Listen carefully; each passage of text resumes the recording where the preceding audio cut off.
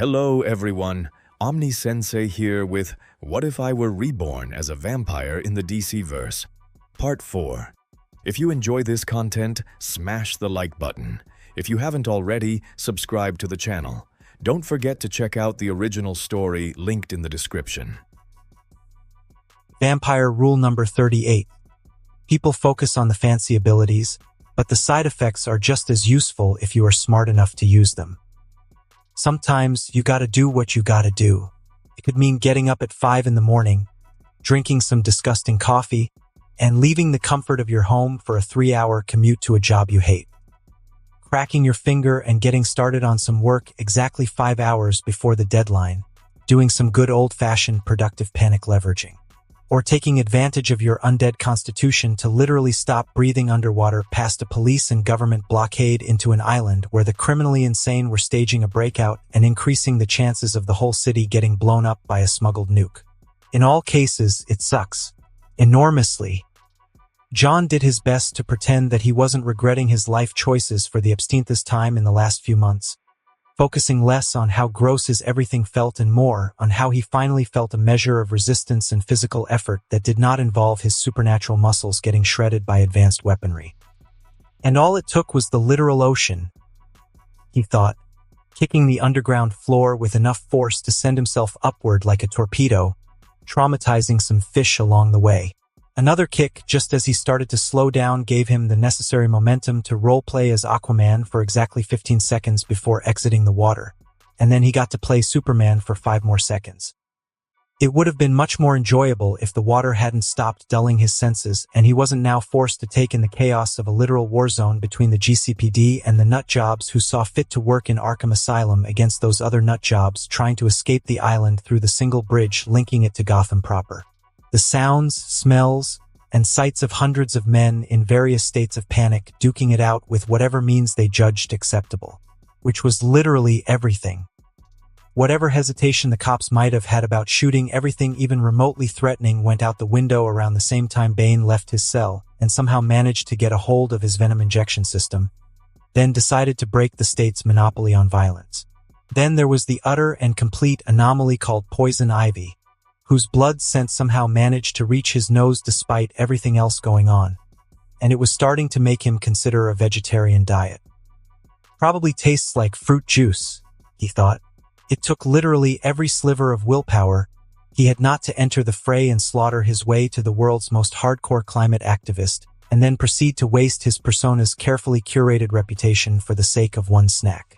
That eco-friendly, premium-grade sap sauce got him acting unwise. Alas, a plan had been made, and thus a plan he must stick to.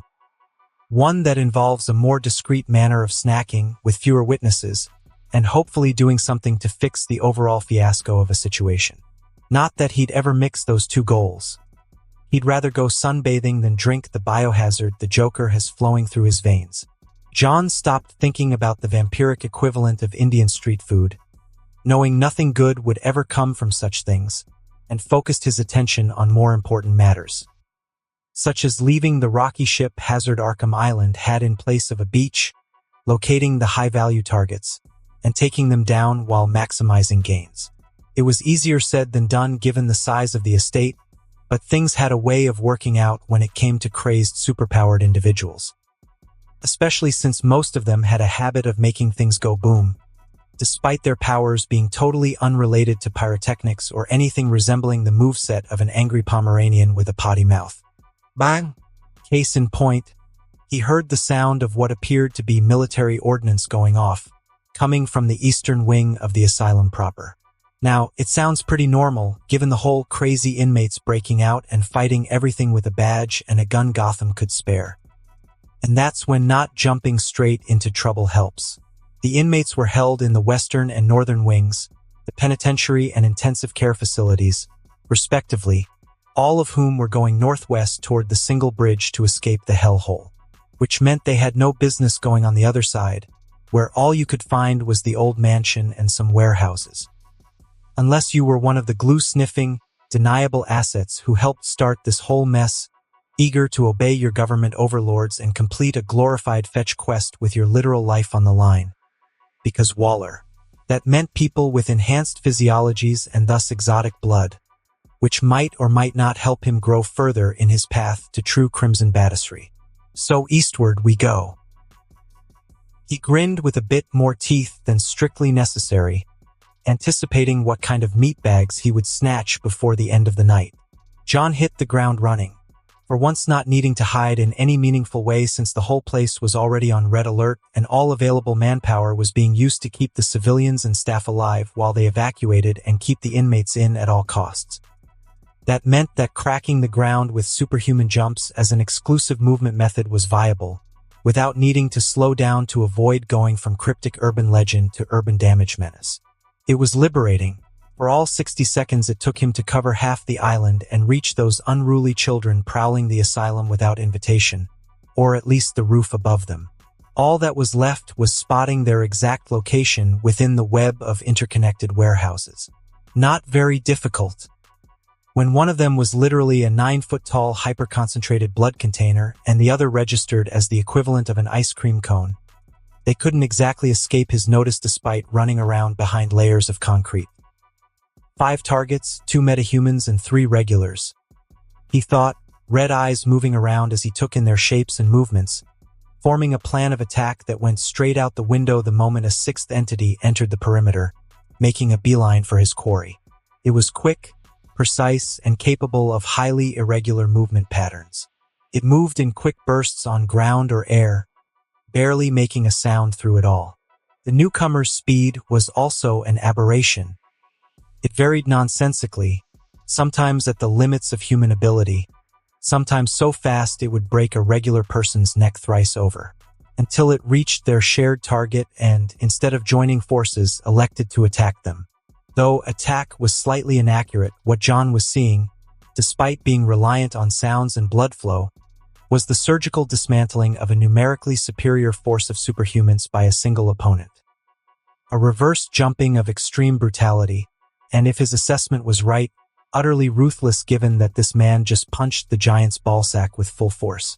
John couldn't help but wince. It was like watching a car crash, absolutely fascinating in a messed up way. The schadenfreude was such that he wasn't even mad about delaying his meal. Then, just as the ballbuster started fighting across an elevated platform against a martially inclined non-meta, the vampire managed to put together 3 brain cells and understand who the heck it was. Well, I'll be damned. His eyes widened, and he almost started laughing at the irony. I spent months in Gotham, gave you dozens of opportunities to confront me, served you an identity on a silver platter, and that's how we ended up meeting, Batman? He thought the Bat would be busy finding the dirty bomb and getting rid of it, maybe pummeling the Joker until he's one giant bruise, not playing around with a bunch of B-list villains whose lives would be better used satisfying his thirst. But that's life. Still, it changes things. John frowned, still following the fight closely. He was learning things just from the show. Should I rush into battle and try to build a rapport through ass-kicking? Wait for him to capture them only to swoop in and turn them in for Capri Suns? Or continue observing until I find the perfect opportunity? Vampire rule. Never assume the first answer is the truth. The world is built on masquerade. John decided to wait and see how the situation develops. One might call it paranoia or buying into the whole Batman with prep time thing, but when it was his life and work on the line, he would rather not act rashly. Meeting Batman during a fight was silly. Trying to build a rapport with a man more paranoid than him was borderline insane. Doing so during a major crisis was simply rude. And John Harker might be the unholy offspring of a dubious teenage fantasy romance and death, but a rude person he was not. He crouched on the rooftop, senses extended, eyes tracking the shifting patterns of blood and movement inside the warehouse complex and finding the entire thing almost educating. Batman fought with precision, and the martial artist he faced responded with equal efficiency. Each strike, each counter was aimed at ending the fight as quickly as possible, though only one of them sought the death of his foe, which made Batman's domination of each exchange all the more impressive. John knew very well how hard it was to subdue an enemy compared to just killing them. It was so fascinating he almost missed the throaty laugh of the smaller of the two brutes within this merry band of murderous misfits. This one was, however, entirely human with no enhancement beyond top-tier training and an uncommon alcohol tolerance, and thus entirely uninteresting as far as John's diet was concerned. Then the platform exploded, and the vampire was forced to start considering the trained alcoholic more carefully, given that he was apparently using a rocket launcher. Did he manage to bring it with him? Or was someone retarded enough to keep explosives within an asylum? John wondered, and he honestly thought both options were possible. He expected Batman to emerge from the fire and finish the confrontation, given that he managed to handle himself pretty well despite the attack and subdue his discombobulated foe within seconds of the shot being fired. The warehouse crumbling as the criminals fled was a non-factor. This was the Dark Knight, after all, and even they had the sense to watch the exit carefully, ready to try and make the ensuing ass-whooping less one-sided. Instead, the Bat reappeared in front of the remaining intruders, who did nothing and just let him stand with them as they engaged in jolly conversation. Was the trained drunk laughing with him and patting his back? Excuse me, but the F***CK?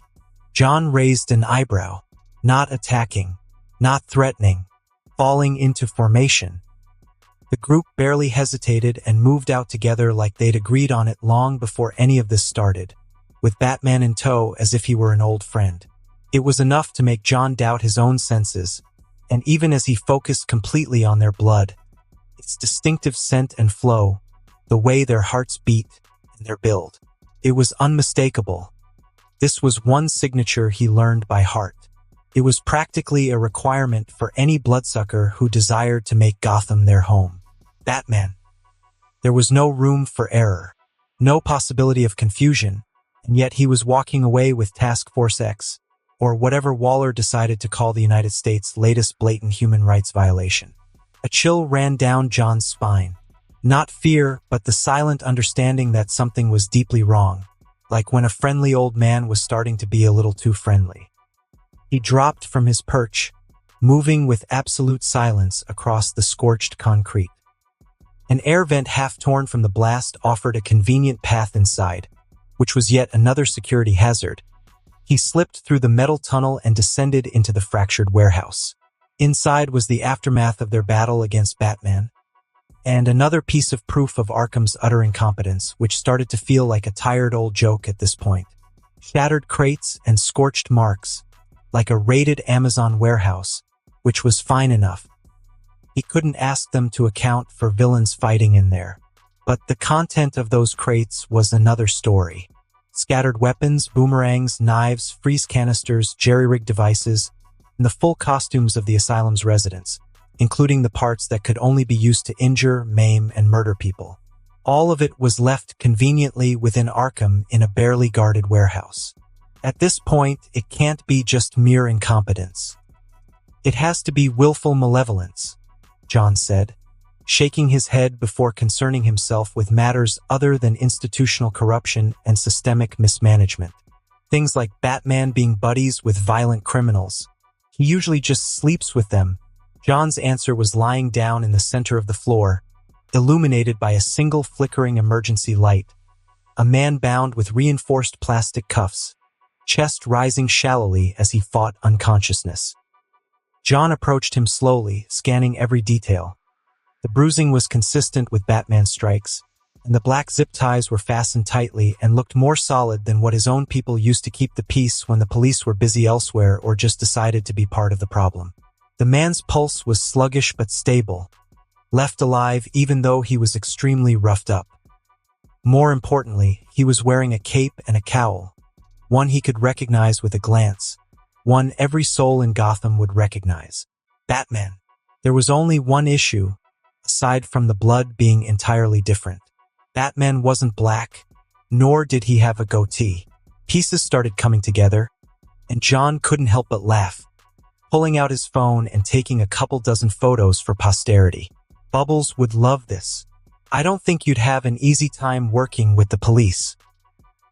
He ripped the zip ties easily as his own plan started to form.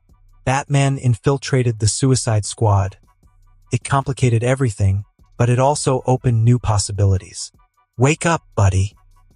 He lightly slapped the man, taking no small pleasure in doing that to someone with that mask. "We've got a whole lot of things to talk about." In the end, the beaten bat did wake up, but John was the one who did most of the talking. The squad moved through the ruined corridors without coordination and without a leader. Deadshot's absence left a vacuum none of them were qualified to fill, and despite Waller's best attempts, the man had been scared to such a degree he decided to actually use the money he earned ending other people's lives to enjoy his own. Instead, they had to make do with the next best thing, an alcoholic rogue Soviet asset with anger issues. KG Beast was competent but had more ego than muscles, and the man was at the peak of human strength despite consuming more vodka than 3 Russian soldiers and 1 Finnish farmer combined. Or perhaps because of it, metahumans came in all shapes and forms. Killer Frost was powerful and ruthless but didn't work well in groups, what with her habit of freezing her allies solid and leaving them behind as a distraction. Harley Quinn was insane enough to be enamored with the Joker, and that's all that needs to be said. In her defense, they were on a break for the Epsteinth time. Captain Boomerang was Boomerang, and that made him awesome enough not to need a leadership role as far as he was concerned. King Shark was an inhuman monster who came out of the seas to feast on the flesh of man and take highly unhygienic baths. His great strength and resilience were literally all he brought on the table. Black Spider, the man who managed to win against Batman of all people, walked at the center of the formation, alert and silent as ever. But this time, everyone took him seriously. George Harkness would gladly share a pint with the man, though he'd keep a boomerang nearby. You never knew with the self-righteous types. They reached the intensive care doors, and what they found was the Riddler leaning against a desk with that arrogant smirk on his face. The one that said that he knew something you didn't, and you knew it was true. Not fearful, despite knowing they were here for him. Now that finding Waller's thumb drive hidden in his fancy stick was a bust. Nor was he hostile. "A little bird told me you're interested in removing your explosive accessories," he said slowly despite KG Beast leveling his gun hand at him, his grin widening when the arm was lowered. "I, of course, would be glad to assist." Boomerang glanced at the others. Frost's eyes narrowed. Black Spider brooded, and Quinn was masturbating her mallet. KG Beast only smiled, and he promptly did his best to forget that image. "Hell yeah," he said, and hoped really hard Waller wouldn't blow his head up. The clown prince of crime walked through the burning asylum with slow, deliberate steps. Flames painted his silhouette in shifting orange. A stolen pistol hung loosely from his fingers as he twirled it lazily. He stopped when a figure wavered into view. A man limping and bleeding. Bruises spread along his jaw and the rest of his body. The unmasked Black Spider, though he didn't know that, since the man was left in his undies. "Denzel, you were looking rough," he said. Something that would be considered a racist joke if it wasn't spoken by someone who harmed everyone equally. He stared at Joker with empty, unfocused eyes. "Batman is Black Spider," he managed. "They're getting their brains opened." He collapsed at Joker's feet. The clown stood still for several seconds, expression unreadable. Then a slow smile stretched across his face. He understood, and he liked the answer. He turned away and started skipping happily toward the intensive care unit. He was so happy he might sit down and get his brain flossed for a bit. "Thank you, Denzel."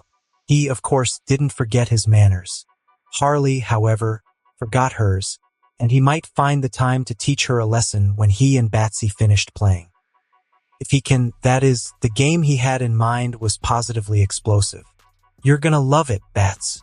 He laughed and laughed, oblivious and uncaring of boring things like logic or why a naked man was snitching on the Dark Knight. This was Arkham, after all. The group had barely taken 2 steps toward the ICU when a familiar voice rang out from behind them. "Miss me." Joker stepped into view, smoke curling around him. His gaze swept over them with manic, predatory attention and just a little bit of nonchalance. He opened his hand and dropped a cluster of colorful pellets onto the ground. They detonated in rapid succession. Bright flashes, concussive force, and disorienting noise. The squad scattered. Killer Frost moved to the ICU. KG Beast took aim, shouting over the ringing in his ears. Harley froze, wide-eyed. Boomerang scrambled for cover, then wised up and dragged Nigma toward their original destination. He wanted no parts in this. Thank you very much. Joker's focus locked onto Black Spider. He lifted his gun. Hello, Bats. The clowns smiled widely. 5 shots were fired. 3 reached their target. Batman staggered but stayed conscious, armor absorbing the round.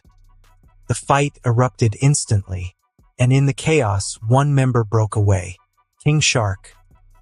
He was about to follow Killer Frost until his nose caught a smell he couldn't ignore. He inhaled slowly, eyes dilating. A scent reached him from somewhere deeper in the complex. Rich, powerful, overwhelming. Blood, like nothing else on the island, was flowing and potent, delicious. His tongue reached out to lick his jaw, metal and all. He changed direction, leaving the others behind as he followed the scent. Bombs were scary, but food like this is a lot more important.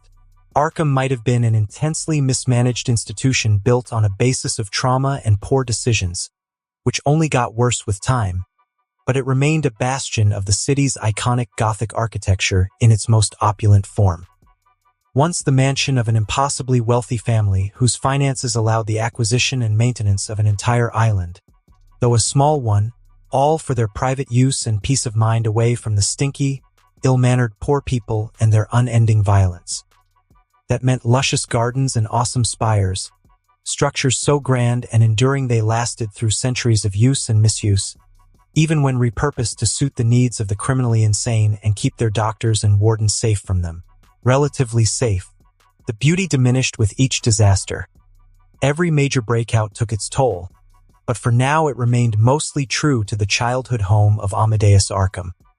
Even the intensive care unit, whose security and refitting was second only to the penitentiary, boasted its fair share of gargoyles, spiked barriers surrounding the main building, and even a rather large courtyard now used to provide some comfort to the patients during therapy, and for the staff to have a much-needed smoke break between 2 crazies. It was rather large, with plenty of garden beds now used for grass exclusively after an unfortunate incident involving thorny rose bushes and a patient who broke their restraints, as well as a large Victorian fountain that had to be drained due to that same patient. On a brighter note, the patient in question caused no further issues. Such was the sight that greeted the bloodshot eyes of the monstrosity known as King Shark, though he had little regard for its beauty and history. Not enough wanton violence, apparently. He was here for one thing and one thing only, the answer to the almost primal call of fresh blood, the likes of which he could hardly imagine, luring him away from unimportant things such as teams, missions, and the imminent doom brought by the bomb stuck in his neck. Not like it would kill him for sure. His skin was tough and his flesh was tougher. He has healed from greater wounds than that puny Waller woman could cause in many lifetimes, overcome greater hurdles, and reached the most succulent meals unbothered by the restraints of arbitrary morality. This would be nothing more than a new opportunity to test his mettle and fill his belly with a large piece of delicious, juicy, prime-quality meat.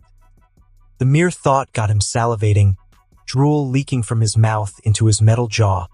His eyes glazed over even as his body continued to step forward toward the scent, only for a dark shape to come flying down toward him, as if the world itself were just begging him to stop being weird and get on with it. Huh? Batman, he said. The Thing. The Thing was a series of 2 words, the first of which displayed some form of surprise or incomprehension, which gets explained by the second part of the sentence. The 2 words, when put together with appropriate punctuation, are generally followed by a very quick and painful experience of justice at the hand of a 6-foot-tall muscle-bound master martial artist in tactical gear. Fortunately for King Shark, this was not, in fact, Batman. Unfortunately for him, it was something worse.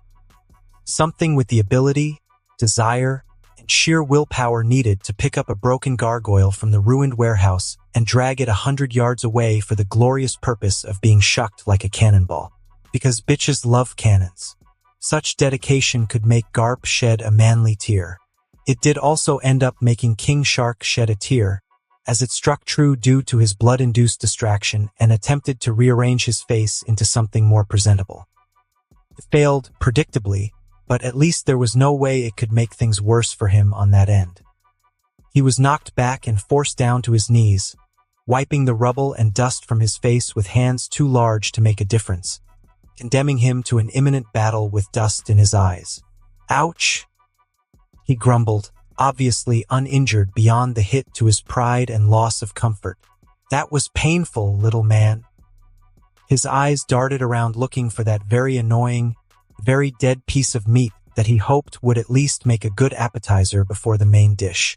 Sight was the worst of his senses, but all he could hear right now was the chaos of an asylum breakout, and all he could smell was that delicious meal waiting for him once he crushed this bug. "Where are you?" he asked loudly, getting up from his crouch and walking around the courtyard, surrounded by the antique tall buildings refitted as the medical facilities. Despite his non-existent education, very limited imagination, and downright basic mental faculties, he still held a certain predatory low cunning, not dissimilar to that of a beast who chooses to let a mighty prey bleed out instead of pursuing it and getting into a dangerous fight. Such intellect was enough to tell him that things that could chuck fancy rocks of that size had to be very strong and probably very big too. Not as strong or big as him, though. Things like that were also slow, definitely slower than him. "So you're not getting out without Nano knowing." He smiled, revealing a maw of Atlantean steel. "Come out, little pest. I won't bite too hard. Nano promises." He shouted again, watching out for any sound, any hint of his prey's presence. "I'm here." He heard an amused voice to his right and immediately slashed at it with his large clawed hands, moving with surprising speed for his size. Hubris was the fall of many of King Shark's enemies, though he wouldn't word it as such. People had the tendency to underestimate and waste time mocking the dim-witted, brutish, sadistic cannibal, only to realize that underwater or inland, he was more than just a hulking, ever-hungry abomination. He was a quick, hulking, ever-hungry abomination, and yet, he caught nothing but air. Well, air and a flying kick right behind his skull, colliding with the impact of a speeding car and twice the brutality. Crash. The scientifically unidentified metahuman thing was sent flying for the second time, but this time the damage was more consequential than a mere annoyance and sensory disturbance. He actually felt that strike. His skin might not break, and his flesh absorbed the power with all the might of the spawn of an oceanic lord. His bones remained unbroken all the same. Yet for him, this was the first time he felt true pain since the Batman struck him in the family jewels, and this thing did it while hitting his most resilient body part. This was mildly worrying for the beast, though he remained confident in his own ability to survive whatever ordeal his foe would put him through. It was clear that this would be less of a quick snack and more of a long hunt. He tried to recover from his loss of balance and recover, but seeing him seemingly unhurt for the second time after applying lethal force prompted his usually nonchalant enemy to take the battle more seriously. Not that King Shark knew that or could deduce it. He was too busy receiving another kick right in the liver. This time his enemy was not holding back in the slightest. "Guh." He spat out like a man who just realized he made a very poorly thought-out financial decision, spittle flying from his open mouth and prompting the attacker to use his inhuman celerity just to avoid the unintended chemical attack. Who knows what's been in there, after all? So you can endure this much damage without being hurt? Huh? His enemy, whom he now could see was a man wearing fancy clothes like those men following Waller around. King Shark wasn't very aware of human fashions. What he was aware of, however, was weaponry, like the curved sword strapped to the man's waist, which had yet to be unsheathed. Blades never managed to cut him, but he was taught not to take them lightly. There was more than one way to skin a man, and even his hide wasn't absolute armor. More worrying still was the look in the man's glowing red eyes, the mix of curiosity and predatory superiority, the kind that came when one was fully confident in his ability to vanquish, dismantle, and devour his enemy. Nano did not like being on the receiving end of such a gaze, not even one bit. He felt a fury in his gut that soon brought about a rumbling in his chest, waves of anger that threatened to burst out in violence if he did not provide it with an outlet. He was more than happy to release that outrage. A piercing, screeching roar left his bloody maw and for an instant silenced even the chaos of the asylum's assault. He pushed the ground and flipped himself into a crouched position, one clawed hand on the ground. His bloodshot yellowed eyes fixated on that small thing that dared look down on a mighty son of the seas, veins appearing on his sinewy skin as the roar faded into a deep, guttural rumble.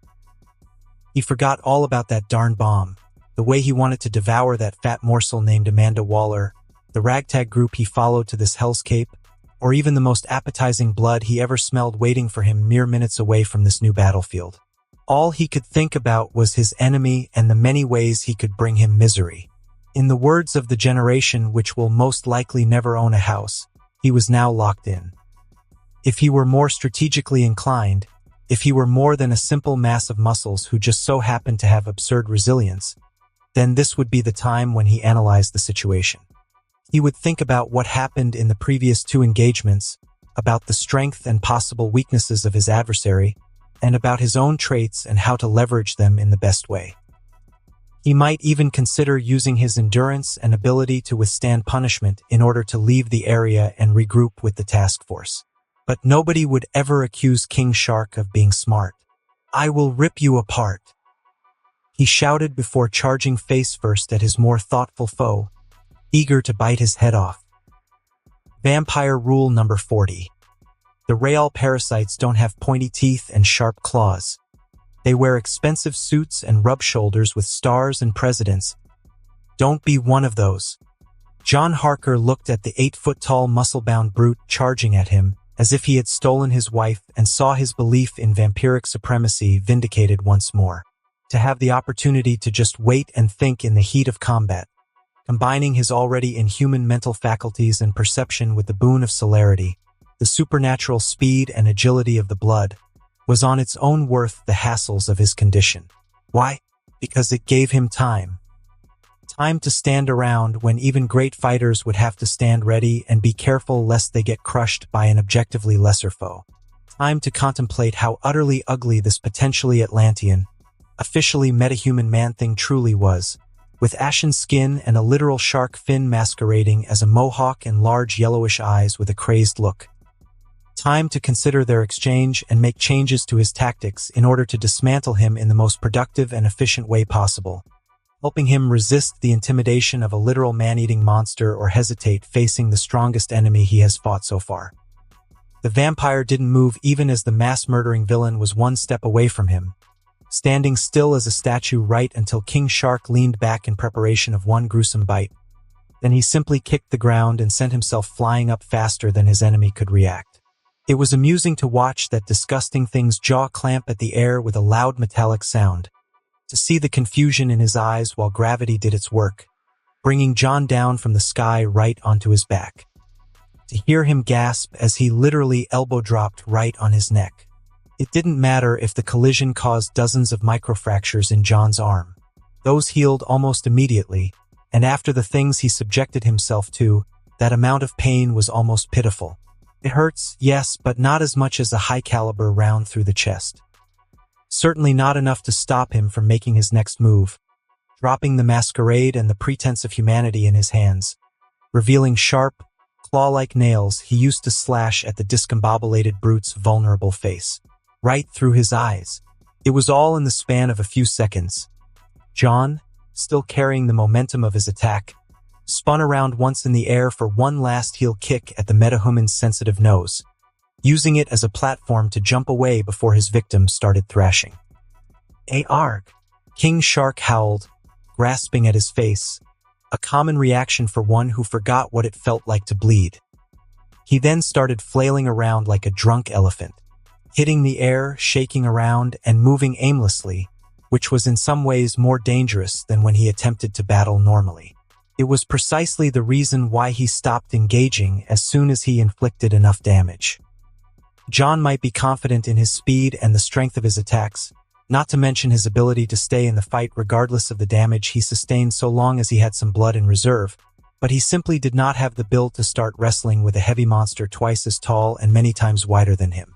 It was simple physics, the reason why Superman, despite being invulnerable, could and did get thrown around by enemies weaker than him. That, and he was eager to test out his new prey's blood. It was only justice, since he sacrificed quite a bit to attract him here in his chosen battleground. John could feel the foreign blood lingering in his claws, a small amount by all metrics, but more than what he'd get had he not coaxed it out with his burgeoning blood manipulation. A nearly useless ability at this level as far as combat was concerned, but boy did it make unlife easier.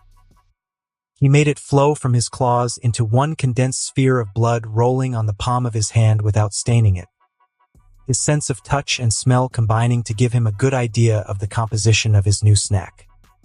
It was rich despite being only the shallow blood, far from the heart and major arteries where the purest of vitality could be found and potent in a way that reminded him of what little animal blood he acquired as a curiosity, but unlike the blood of common beasts, he knew it would be empowering and highly nutritious. John's ability was not the finger tentacles of a certain flamboyant vampire with a habit of stopping time, but it did make consumption a bit less disgusting when dealing with blood outside of his usual diet requirements. He brought the sphere of blood, hardly larger than a marble, to his mouth and consumed it, truly experiencing the abnormalities that were Nano's vitae. Abnormal was the word for it. It was both human and beastly, powerful but suffering from King Shark's own life and habits. Above all, it held far more potential than anything he consumed so far, even if the fishy taste wasn't nearly as delicious as Copperhead's blood after she finished training or as delicate as Vicky Vale's when she produced a piece of real journalism and saw it published. The power within more than made up for its failings. It was but a taste, but John could feel the higher quality making his own reserves deeper. He could feel his own essence tearing it apart and learning what made it tick, removing the unsuitable parts and incorporating the desirable ones. John knew King Shark hardly ever trained, that all of his power came from engaging in endless battles against foes both weak and strong, a power he squandered away indulging in endless revelry and base sadistic pleasures. This one taste told him much about the thing before him.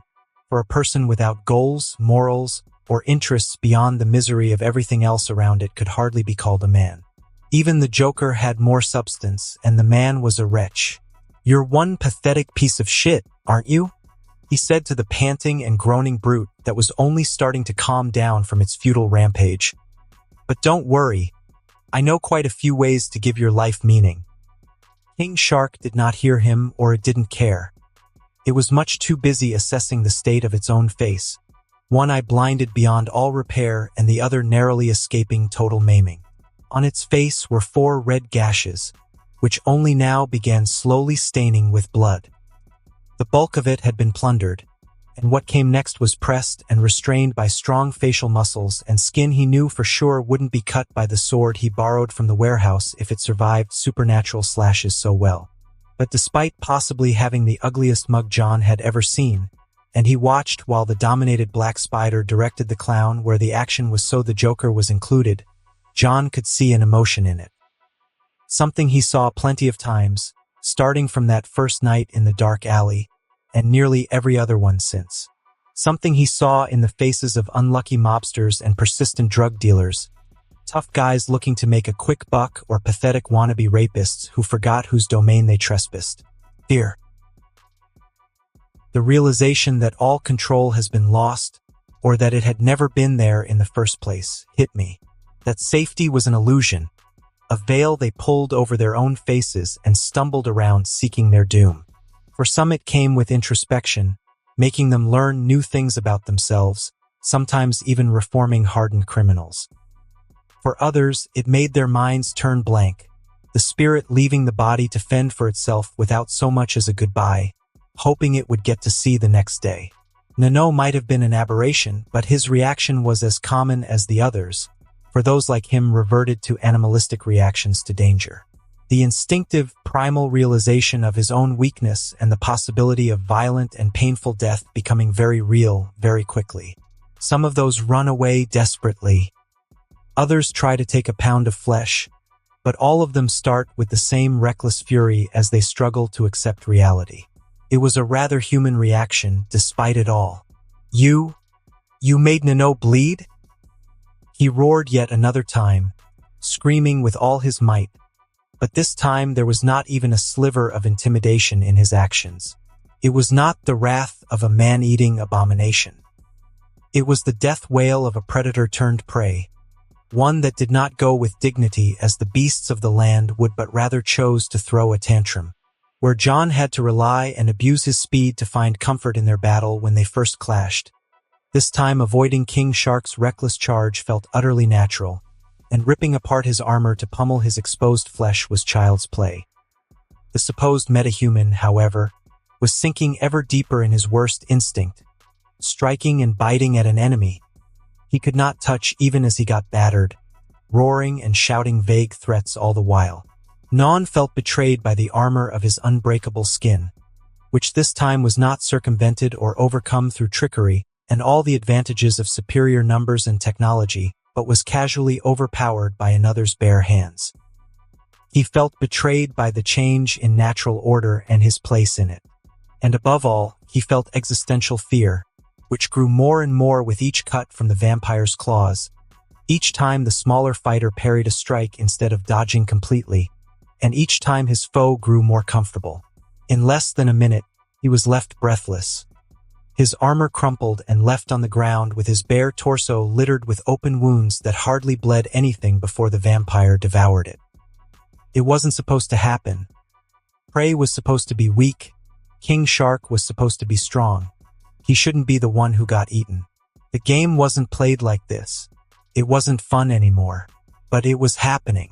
The fatigue forced the fury to pass, and his wounds made denial impossible, leaving behind only clarity and the primal needs of a being without pride. For Nano was a sadist who only fought weaker prey, a being who lacked any higher purpose, a bully, and was thus left without the character needed to persevere or fight in the face of defeat.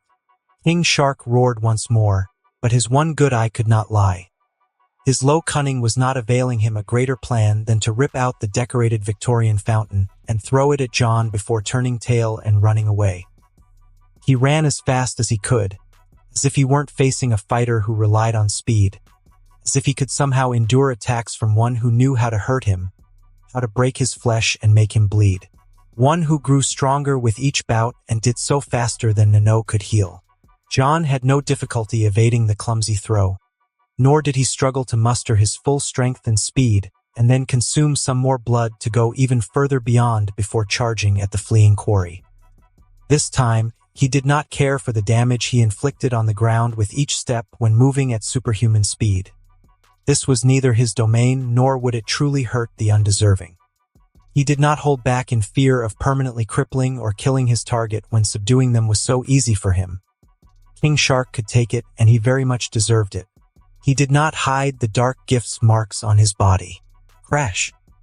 John did not stop, even as he sunk his claws deep into King Shark's neck, even as he used all his strength to rip the skin and flesh open. Ugh!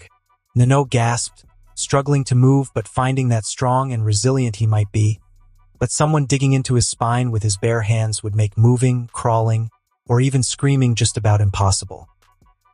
He could only lay down and take it, his blood being consumed so fast it barely spilled from the gaping hole in his neck, the spasming flesh trying to heal but being forcibly kept open as the vampire threatened to end his life. John was taking his fledgling blood manipulation to its absolute limits, using it to devour King Shark's blood without sinking his fangs into that thing but also solidifying a portion of it around a small foreign object stuck right there in the poor creature's open neck, carefully not disturbing it too much as he guided it outside in what had to be the world's most twisted surgical intervention. He levitated the bug-sized mass of tsong-elated blood and the device within before chucking it into the destroyed fountain, having saved the crippled, exsanguinated metahuman of the Suicide Squad. Something even Batman failed to do. Truly, Alucard was a hero like no other. And all it took was trying a dubious experimental procedure on Black Spider. He smiled, consuming a bit more blood as King Shark groaned helplessly. Some might consider it cruelty, but those people shouldn't learn about the Tuskegee syphilis study. John looked at the downed foe, evaluating his state. He needed to drink a lot more before it would be safe to move him. With the rate at which the metahuman was replenishing it, it was truly shocking. I think we might need to crush your spine just to be safe. What do you think? He looked at Nano. Ugga. King Shark's one good eye was staring at the air, his ashen skin even paler somehow. Your opinion is duly noted. The hardest part of setting yourself up as the benevolent leader of a secret dominion located right in the backyard of the world's most paranoid vigilante, 3 floors up from hell and surrounded by the greedy and corrupt, was surprisingly none of the things we just mentioned. Fighting criminals was easy. Seizing their ill-gotten money and redistributing the spoils was like taking a lollipop from a particularly well-armed baby. Enacting beneficial social policies without the legitimacy of an established government was a bit more complicated, but nothing some vampiric shenanigans and a whole lot of investment couldn't solve. The greedy and corrupt were nothing but opportunities to seize more wealth, power, and legitimacy by fixing their colossal messes and then punishing them for it. As for staying safe from the Bat, the best way to keep things secret from him was by laying all the cards right under his big, crooked nose. He's a hopeless optimist who believes in the sanctity of life and giving people chances to rehabilitate. Then just avoid leaving a trail of corpses in your wake. It's easier to clean and reduces the chances of someone trying to shove a stake in your heart by 95%. He happens to be a total worrywart who is very aware of how punishing Gotham could be and wouldn't wish his messed up lifestyle on anyone. Make it clear that your life is already messed up. Limit your activities to the criminal rabble, and make it clear that you are tough enough to handle it. Doing everything mentioned above sets off his bullshit radar and might send him on a not really paranoid investigation of your whereabouts. Serve him your identity on a silver platter, all the while trying very hard to keep it secret. Just gotta make sure that your secret identity also has a secret identity, none of which happens to be the real you. When done well, it is possible to live out the introvert dream of just not interacting. At least for a time. So what's the actual hard part of being a vampire in DC who aspires to more than serial seduction and becoming the attack dog of this or that institution? One word. Administration. The grueling process by which you take a group of rather unskilled former lowlifes and coordinate them to achieve your goals, the art of training your assets and rewarding the right collaborators, the mind-numbing labor of setting up chains of command, supply chains, and channels to communicate your orders and just make things happen. Things like isolating the bulk of your resources just in case Batman failed and the city did turn into ground zero of a dirty bomb's detonation, priming a number of security personnel and first responders to keep your territory stable if people learn that shit hit the fan and the city goes Gotham. Like smuggling out your not-girlfriend and keeping her distracted while you do some pretty messed up stuff in a high-security healthcare facility for the criminally insane, while your other, more murder-happy not-girlfriend remains on standby to enforce your authority where needed. Or even moving a 600-kilo package from Arkham east all the way to Gotham's mainland, north of the asylum, and then arranging for trusted retainers to store it safely while taking measures to ensure that it doesn't cause any problem. John did pump the package with enough sedatives to put an elephant to sleep twice over and made sure to pack it tightly, which, in addition to the initial damage to its structure, should make transport safe if nothing else. As safe as moving anything past a police blockade and government attention could be. But it did require the mobilization of men with the right character, suitable transport, and an appropriate holding facility, and doing so in a matter of minutes since John couldn't exactly afford to waste more time on top of the trip underwater where he had to be extra careful lest he have to deal with giant sharks in their natural habitat. It was a right pain, but one he had to endure. He stepped out of the water feeling like a bloated corpse. The cumbersome package was kept nice and tight under plastic wrap and heavy-duty chains, which secured it on his back. It occasionally shook as if it subconsciously felt how thoroughly screwed it was. He decided to meet his people by the fishing docks, where small-time sailors left their ships with minimal encroachment by the big criminal elements who preferred to use larger ships to smuggle goods wholesale. That meant fewer chances of clashing with some muscle station to keep an eye on things during these trying times. These kinds of people, while utterly helpless against him, could do a lot of damage to his less warlike men. John only needed one look to locate his men. It wasn't that hard since they were the only 7 people outside near the shore. Their blood was almost shining like a beacon, though he was entirely too satiated to feel the thirst. He sent a message to signal his presence, and then with a single leap, he crossed the distance and landed silently in front of the gray utility truck. It was designed to carry merchandise within the city, large enough to carry many men along with the package but small enough to move discreetly and stay maneuverable, though he still arranged for lookouts to guide them through the best possible path. And a couple distractions if things went foobar. The 2 men in the front trying their best to look nonplussed were dressed like ordinary delivery drivers with a made-up logo on their vests, though they were carrying firearms underneath them just in case. They were a bit underdressed for the task, a necessary sacrifice for discretion, but the men in the back were there to pick up the slack. The back of the truck was opened from the inside, revealing 5 men in full tactical gear, carrying either assault rifles, shotguns, or very illegal stun batons along with some very large injection needles loaded with some very strong sedatives, the kind you couldn't poach out of a morally bankrupt criminal asylum's healthcare facilities. John spared no expanse. He spoke with the accent of a Norwegian pretending to be Slavic, though most Americans would only be able to define as foreign. "The boss takes care of his people," answered one of the masked men. His voice was purposefully changed by the headgear, but blood could not be masked, and John recognized him as Connie Davenport. The man used to be part of the dockworkers' union, but a difference in opinion regarding the viability of humans as cargo escalated into a major disagreement. He couldn't be fired, but being sent a photo shoot of his wife and daughter was enough to convince him that he should seek some new opportunities elsewhere. They didn't really account for his new job in a renovation crew, including training for a better paid position in private security, or that the insurance package included vendetta at the hands of a local boogeyman. Davenport didn't really know that easygoing Johnny Blue Eyes had a part-time gig as a horror movie, but he sure as hell knew the two were connected. This made him a prime candidate for special duties, much like everyone else in this truck. His entire operation counted a grand total of 3 such teams. All 7 men's cells were paid handsomely for irregular services and highly regular training drills. Again, an administrative nightmare to set up, but a worthwhile one. Alucard helped them move the neutralized villain into the truck, hiding his satisfaction when he saw them smoothly move into position around the threat, watching carefully for any movement but not too much of an edge either.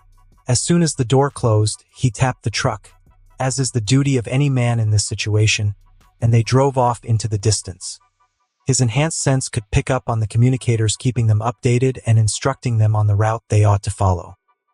In less than 15 minutes, King Shark would arrive in a secure warehouse to be sedated once more, this time under the supervision of Copperhead, and would remain there until he arranged for more permanent accommodations. Meanwhile, John himself would be quite busy. There was much to do in this long night. He could involve himself in the conflict between Batman and Joker, a usually suicidal decision that he only feels comfortable taking after consuming plenty of King Shark's vital essence, which even now was processed and curated into a viable ability on top of the general empowerment. Vampiric fortitude in its infancy, taking his already inhuman resilience even further beyond, is a very welcome addition to his arsenal that would serve him well if he plans on taking more masochistic decisions. Small calibers and little knives already broke against his body's supernatural toughness, and strikes from common men were more likely to end up breaking their limbs than anything else, as many thugs could attest. With this, however, he would soon be able to take shotgun blasts to the face without flinching, endure focused gunfire without looking like minced meat, and take on strikes from superhuman brutes like King Shark or Bane directly instead of relying on speed and deflection. If he decided to be reasonable and avoid getting between the nutjob clown and his vigilante obsession, he could still return to Arkham to profit some more while helping quell the chaos. There were quite a few metahumans there he wouldn't mind tasting. Who knew what kind of power he would gain from Killer Frost? Or better yet, Poison Ivy? Perhaps she was the key to a less disgusting way to feed on hygiene-optional targets? He could easily picture his power twisting her plant manipulation to let him consume people's blood through thorny vines. Or anything else really. The ability to influence the environment in any way was something he lacked. It was a weakness he'd gladly shed. Though targeting her comes with quite a few downsides. She's probably in the thick of it right now, fighting against the police and the asylum security. Appearing before them would make me lose a lot of discretion and make them question my involvement in this disaster. John thought, frowning when he considered the possibility of being used as a scapegoat by the powers that be. A psychotic vigilante breaks into Arkham to slaughter patients. Police thwart his attempt with minimal casualties, a quick and easy way to cover their arses. He had to keep the masquerade strong for as long as possible, even if it means delaying some enticing gains, though he would still make sure to profit from this long night in any way he could, and if it helped restore what little peace the city had, nobody would complain, right? Humanity number 1. A salvageable hypocrisy is superior to murderous honesty. Batman lost count of how many nights he spent hunting the Joker, rushing to find him before the clown could enact his plans, all viciously designed to try and convince him that it wasn't worth it, that he should simply cut his losses and put him down once and for all, trying, almost desperately, to save the lives of the innocents caught in the madness. He spent much time wondering whether or not he should just do it, make an exception, and allow himself to stop that gleeful murderer once and for all. He even considered doing it and then abandoning the cowl, letting the police arrest him and put him on trial. Bruce wanted it. He wanted it so badly, especially in those seemingly endless nights where all events conspired to put him through the ringer, where problem after problem confronted him, pushing him to his absolute limits and then some more. Tonight was one of those nights. The Joker had managed to acquire an experimental large-scale explosive device from one of the government's black sites, sacrificing Harley to keep him distracted just long enough for him to hide it somewhere. As if it weren't enough of a problem, those responsible for this mess decided that the best way to clean it was to send even more criminals to butcher their way into the asylum, all to retrieve some information the Riddler acquired. 6 villains and 2 metahumans. All of them kept compliant via a subdermal explosive device. This kind of ruthless, needlessly complicated plan, wasteful usage of government resources, and slew of human rights abuses screamed of Amanda Waller's involvement. Though the assets she used this time were a new low even for her. King Shark, a superhuman brute claiming to be the offspring of some mythological oceanic warlord, was found guilty of the cannibalistic murder of more than 60 civilians and a dozen more law enforcement officers before his capture. Those were the bodies that were found. Superhuman strength and resilience. His skin was hard enough to shrug off constant gunfire, mild regeneration, a stronger bite force than Killer Croc, but lower than average mental faculties and no formal training on how to use his strength. His organs aren't as resistant as his skin. He edited his profile on the back computer, devising containment strategies on the fly. Vulnerable to electrical shocks and blunt trauma on the groin and eyes, middle-grade explosive gel would put him down without killing him. He was like Bane when he overdoses on venom, but even more mentally degraded somehow. AG Beast was not a metahuman, though there were suspicions of enhancement procedures being done on his body. The known war criminal was given amnesty in exchange for assisting the Contras, though he wasted his ill-gotten freedom living a life of crime. Military training, a lesser brute rating, has access to high-caliber weaponry and the tactical knowledge to leverage his team's potential if he can overcome his ego, though I doubt it. Standard anti-soldier tactics apply. He was the only one in the group with a considerable range threat and would thus be prioritized for a stealth takedown upon engagement. Black Spider was harder to pin down, not because of power but because of his nature as a vigilante who went too far in his path for vengeance. one who despised criminals and yet was now working alongside them. Eric Needham, a former heroin addict who robbed a liquor store and killed the owner during a bout of withdrawal-fueled madness. Later finding out that it was his own father, kicked the habit and turned his life around only to train obsessively to keep the criminal elements out of the streets. Not a metahuman, not enhanced, of course. Peak human conditioning, extensive combat training, uses bladed weapons, grapnels, and compact firearms. Prefers ambush. Psychological fixation on eliminating vermin, high pain tolerance, low regard for self-preservation. Alfred must never see this, or he'll never hear the end of it. Unlike the others, Black Spider could be reasoned with unless he jumps straight to confrontation. Predictable patterns once engaged. He overcommits when he believes he has the advantage. Vulnerable to disorientation, flashbangs, joint locks. Do not allow prolonged pursuit. He would chase the fight. That could be used against him. Harley Quinn was a variable he hated accounting for. Dr. Harleen Quinzel, former psychiatrist, not a metahuman, no formal combat enhancements, and yet she kept surviving encounters that should have killed her. Acrobatic, erratic movement patterns, high pain tolerance, chemically augmented physiology from prolonged exposure to Joker's toxins. Unpredictable improviser, favors blunt weapons, explosives, and dubious psychological warfare. The Joker sacrificing her wasn't new. It was expected. What worried him was what came after. Emotional instability exacerbated by perceived abandonment. Capable of extreme violence or sudden hesitation. Tendency to fixate on single targets. Not a meaningful threat. Do not engage verbally unless necessary. Killer Frost was the most immediately lethal. Caitlin Snow or one of her alternates. Metahuman cryokinetic with full thermodynamic inversion capabilities. Generates sub-zero temperatures rapidly, capable of flash-freezing targets, creating ice constructs, and draining ambient heat. Extended exposure leads to hypothermia, organ failure, death. Unlike King Shark, she didn't need brute force. She just needed skin contact. Physiology altered. It requires heat absorption to maintain metabolic stability.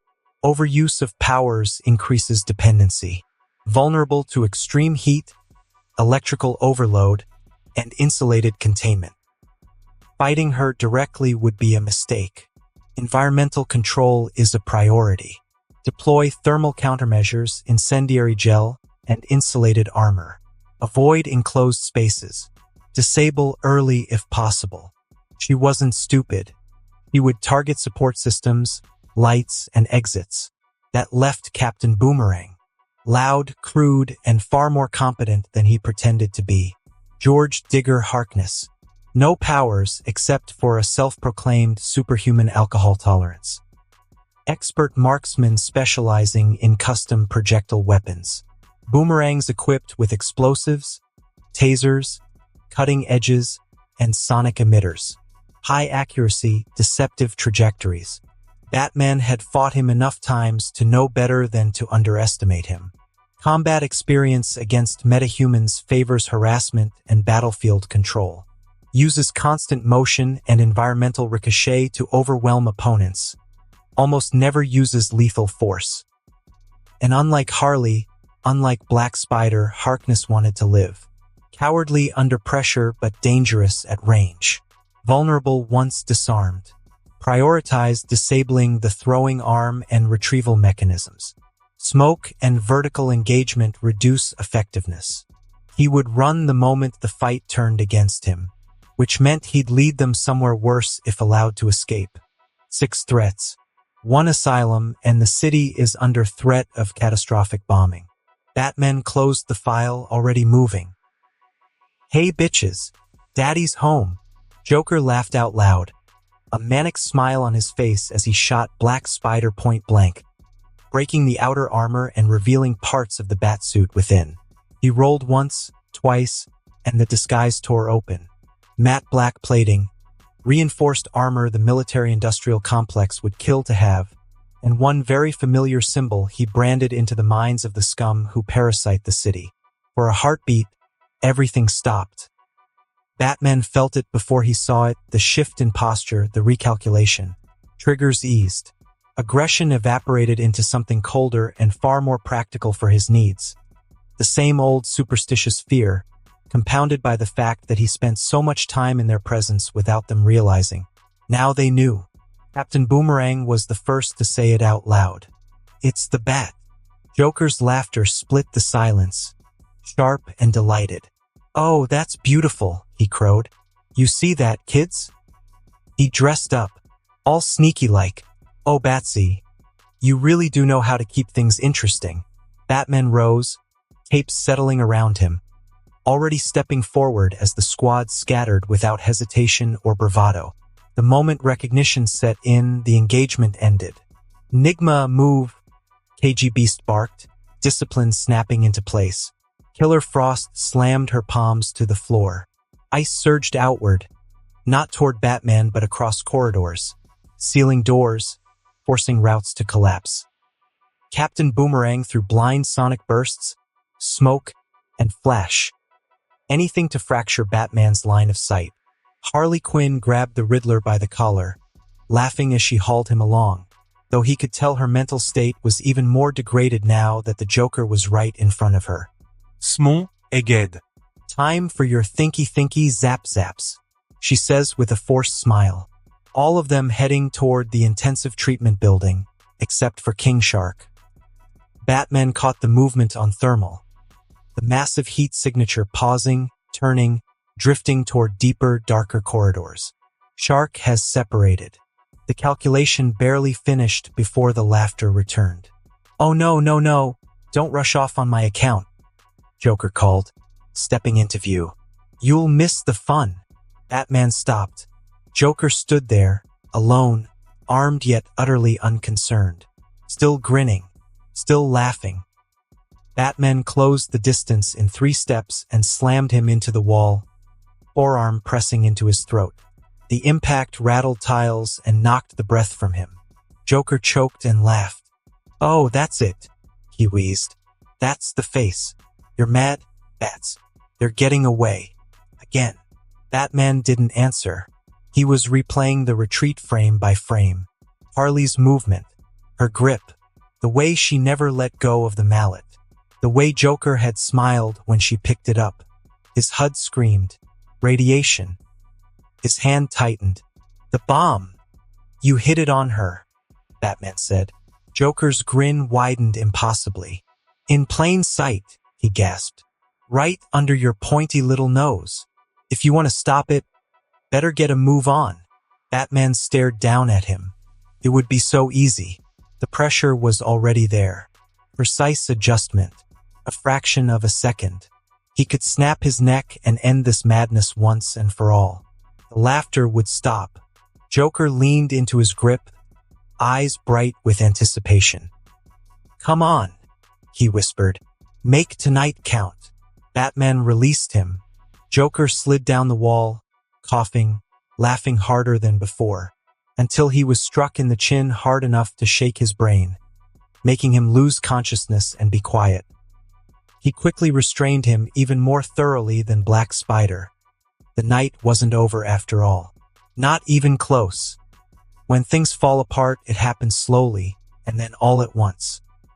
It was the same story all over, be it in a student's educational dedication, a once-motivated employee's work ethic, the integrity of institutions, or the triple-layered plans enacted by mentally unwell enslaved convicts.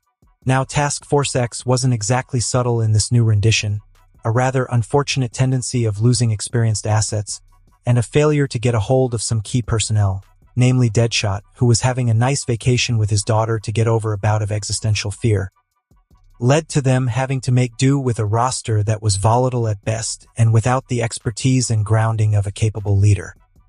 Low-profile infiltration facilitated by local power brokers became an impossible plan, replaced by a literal airdrop right over Arkham Island, something only made possible by Batman's investigations taking place in the city proper, followed by an encounter with Victor Zash that just couldn't be rescheduled, what with the scarred madman holding a knife to some poor woman's throat. Lethality was likewise way over the acceptable levels, which meant Waller's superiors and rivals would find greater faults in her management. Something most definitely unacceptable as far as the gravitationally abused woman was concerned. It was thus obviously not the best plan, but it functioned. The inmates were released rather quickly. Harley Quinn acted within the expected parameters despite her stated rebellion against that jerk of an ex-boyfriend, and facilitated his release, giving Waller's operation cover from the bat while he scrambled to fix the damage done by the clown. Their search for the supposed thumb drive hidden within Riddler's cane was of course merely a cover for the actual mission. The elimination of the security risk named Edward Nygma, previous member of the Suicide Squad who found a way to break free of her control and rid himself of the subdermal bomb, while the caped vigilante acted like a good unknowing asset and resolved the dirty bomb issue. The squad were obviously not informed of that particular information, and only Killer Frost was charged with actually killing the Riddler, something that worked smoothly despite all the issues until it didn't. Nygma squealed like a rabbit, telling them everything they needed to know to ensure his survival. In less than 10 seconds, he went from facing a cold death to being escorted by an ensemble cast of murderers who protected him as if he were their lifeline, which he was. Something Waller would have loved knowing, just so she could pulverize the heads of a few convicts and keep the rest in line. Alas, the Riddler made sure to not so subtly instruct the squad to feed her false intel on the mission's development. Not even an encounter with the clown prince of crime changed the situation for him, though he was more than a little amused by the revelation of Black Spider being Batman. A pity the Joker had to spoil the riddle before its proper completion. That big oaf called King Shark did disappear somewhere, probably distracted by a tasty-looking guard or whatever that particular freak considered more important than his life, but his loss wasn't missed. Not while the squad was strapped onto the asylum's therapeutic electric chairs, getting some high-voltage therapy into their system to fry the bombs, just as Waller realized that she was in the process of being smashed like a five-penny bitch and pressed her big red button of doom, eager to blow everyone's brains to bits. Only for her 51% fat-composed body to start sweating as if it remembered the effects of exercise, just as the realization of her current situation set in, her eyes widening and veins bulging somewhere under all that meat, which brought everyone to this situation. 5 mass murderers with rap sheets so extensive only Eminem could list them in one breath without dying, sitting in those chairs that were so often soaked in urine, all of them recovering from the ordeal yet still utterly on edge, wondering whether their heads were about to explode. All except Harley, who just looked turned on. I am turned on, and felt the need to inform the world of that particular detail. Captain Boomerang's still ringing ears heard that and saw free real estate. Well, love, he said between pants, his body still spasming from the electric shocks. I think I could help you with that. In a moment. No thanks, Boom Boy. She stuck her tongue out at the redhead. Did it work?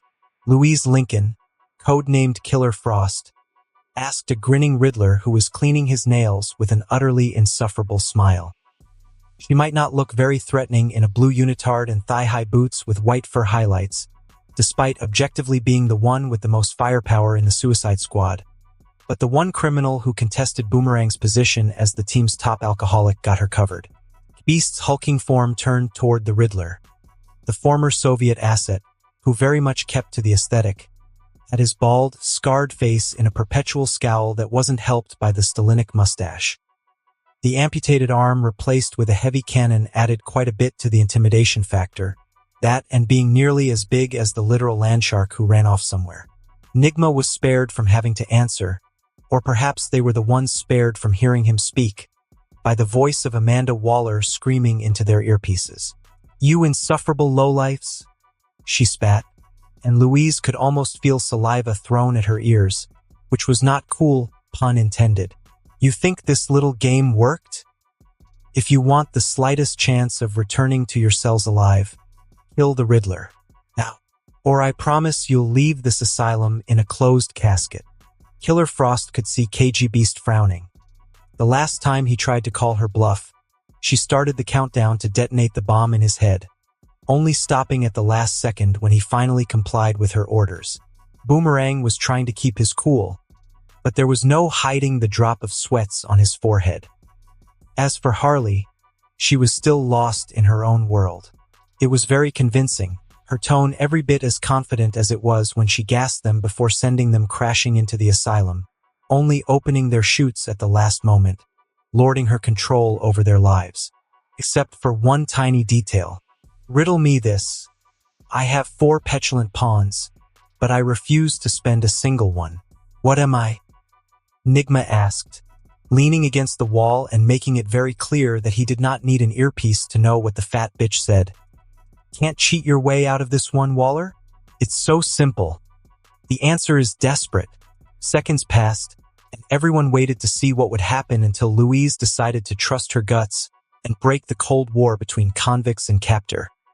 She should really stop with the ice puns, though. You're bluffing, she said into the earpiece, removing it from her ear and freezing it solid. Another second passed without her brains turning inside out, and she allowed herself a smile. And I am not dead. The collective relief couldn't be concealed. Even K-Beast allowed himself a particularly ugly smile as he crushed his own communicators and put his mask back on. Yahtzee! Harley shouted, jumping off her chair in a somersault, only to turn around and tilt her head in askance, losing her smile. Wait, what do we do? Well, that's obvious, sweetheart. Captain Boomerang got up and stretched with a grin. We get the hell out of this madhouse, for one, and then maybe you and I can go grab a drink? Killer Frost agreed completely, and so did Anatoly. The leaving part, none of them wished to share a pint with their now disbanded team's marksman, though K-Beast probably wouldn't mind a drinking contest if there was some proper vodka involved instead of that piss-tasting wheat juice people called beer. I am leaving, K-Beast said for the second time tonight, though this time his head didn't start beeping. He looked from Harkness and his boomerang to Harley, who seemed oddly constipated about something, before landing on Killer Frost. Do not follow me. I will not harm you in the name of our shared struggles, but know that we are comrades no longer. This was the longest thing they've heard him say, and he sounded rather respectable in the process, probably due to his face now being hidden behind his red mask. Wouldn't dream of it, big guy, Captain Boomerang said, still grinning. I think I can get myself out of here quite well on my own, unless you want to stick around. Love? He was looking to speak to Harley, but the woman dressed as a very much not safe for work jester had already left the room, and so had the Riddler. Well, that wasn't very nice, W? He said, scratching his head, only to realize that Killer Frost left by another exit, and even the hulking villain was building up momentum to jump off the window. Shatter, which was still closed, obviously. Crash. Just like that, the red-haired Australian stepchild was left alone in the intensive care unit, his grin fading slowly into a bitter grimace. Ah, shite, that's what I get for being friendly. He cursed before he too started running away. Hope you end up meeting the bat, bloody pricks. The 6-villain-strong team named Task Force X was thereby disbanded, 2 members being taken out by vigilantes and then spared an explosive end by the machination of the least moral one, the rest running away to try and assure their own survival and freedom. Hundreds of kilometers away, in one of the government facilities that did not exist, where the United States personnel were absolutely not conducting mass surveillance nor torturing a couple enemies of the state, there was a single faithful McDonald client gritting her teeth as she watched her career suffer a major setback. Losing members of Task Force X was a given. Even if it's the entire team, there was a good reason they were called the Suicide Squad. But that was only if they did die. The near totality of their assets going rogue and then surviving to tell the tale, possibly spreading ways to overcome their security measures amongst other possible resources, or even besmirching the reputation of the leaders of the free world if they somehow decided to leak it to the press. That was a catastrophic failure. A pile of shit that she couldn't so easily pass down onto her subordinates. Consequences might trickle down faster than money, but her measures to prevent the rise of upstarts capable of taking her place left her without involved leaders capable of taking the fall. Nigma was at large. The bomb's whereabouts were unknown, with the single thing holding the ship together being the hope of Batman finding it or blaming it on Cuba if he fails to do so in time.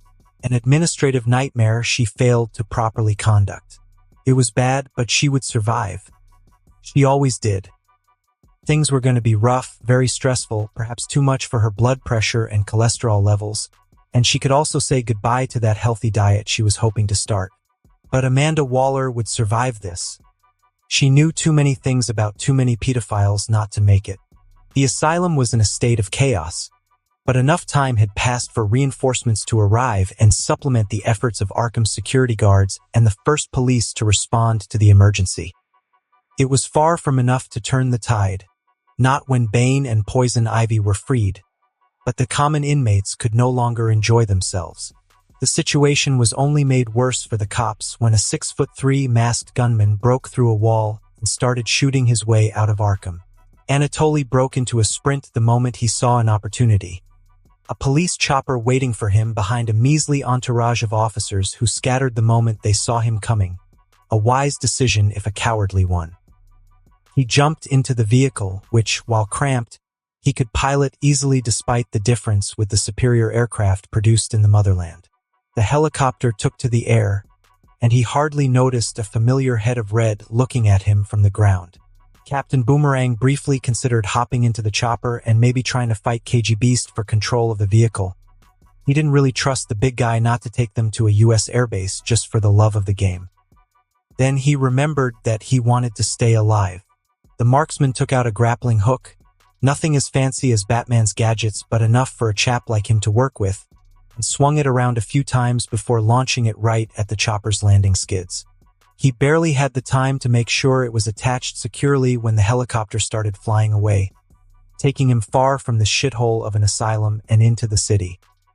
Harkness would, of course, ditch the chopper and its trigger-happy pilot as soon as possible.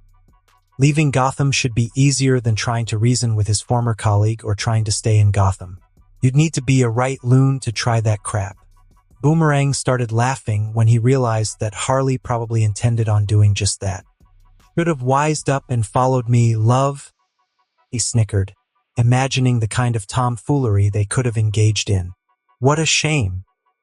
Back in the intensive care unit, Harley was of course proving him right, humming a song while keeping an eye out for any sign of her pudding, gripping her mallet tightly, knowing Mr. J would be very upset if she lost it. She did end up finding the Joker, tied to a chair right in the middle of a break room, his mouth taped shut but looking rather satisfied with himself, right until the moment he saw her. Harley pictured his face shifting into joy and relief at their reunion, confessing his eternal love and affection for her after she rescued him from that super ugly bat bully's unfair treatment. What she ended up getting was a look of pure annoyance. "I'm back, Puddin'," she said with an unsure smile, showing off her mallet to try and salvage the situation. "And I brought a present for ya," somehow convincing herself that he wasn't getting more and more upset. She took his eyes widening and the return of that humorous spark as a good sign. Even if he was looking at something behind her, even if there was now a shadow covering her. She turned around slowly and came face to face with a rather sizable chest wearing all black, with a very familiar and much hated bat symbol on it. Oh, goat crap. She tried to swing her mallet at that nosy hero, but he grabbed it easily, ripping it from her grasp like an adult removing a toy from a misbehaving child's hands. But she wasn't a child. Harley was a trained adult with superhuman strength and endurance, a hardened criminal who was going to show him who's the boss. She used the momentum to turn around and send a vicious kick right at his face, only to be stopped abruptly when he countered her strike and threw her to the other side of the room, making her collapse on her knees with one strike. That's so unfair. Captain Boomerang never looked back. Only a true masochist would risk his hide over some crazy bint, no matter how hot she was or how wild she might be.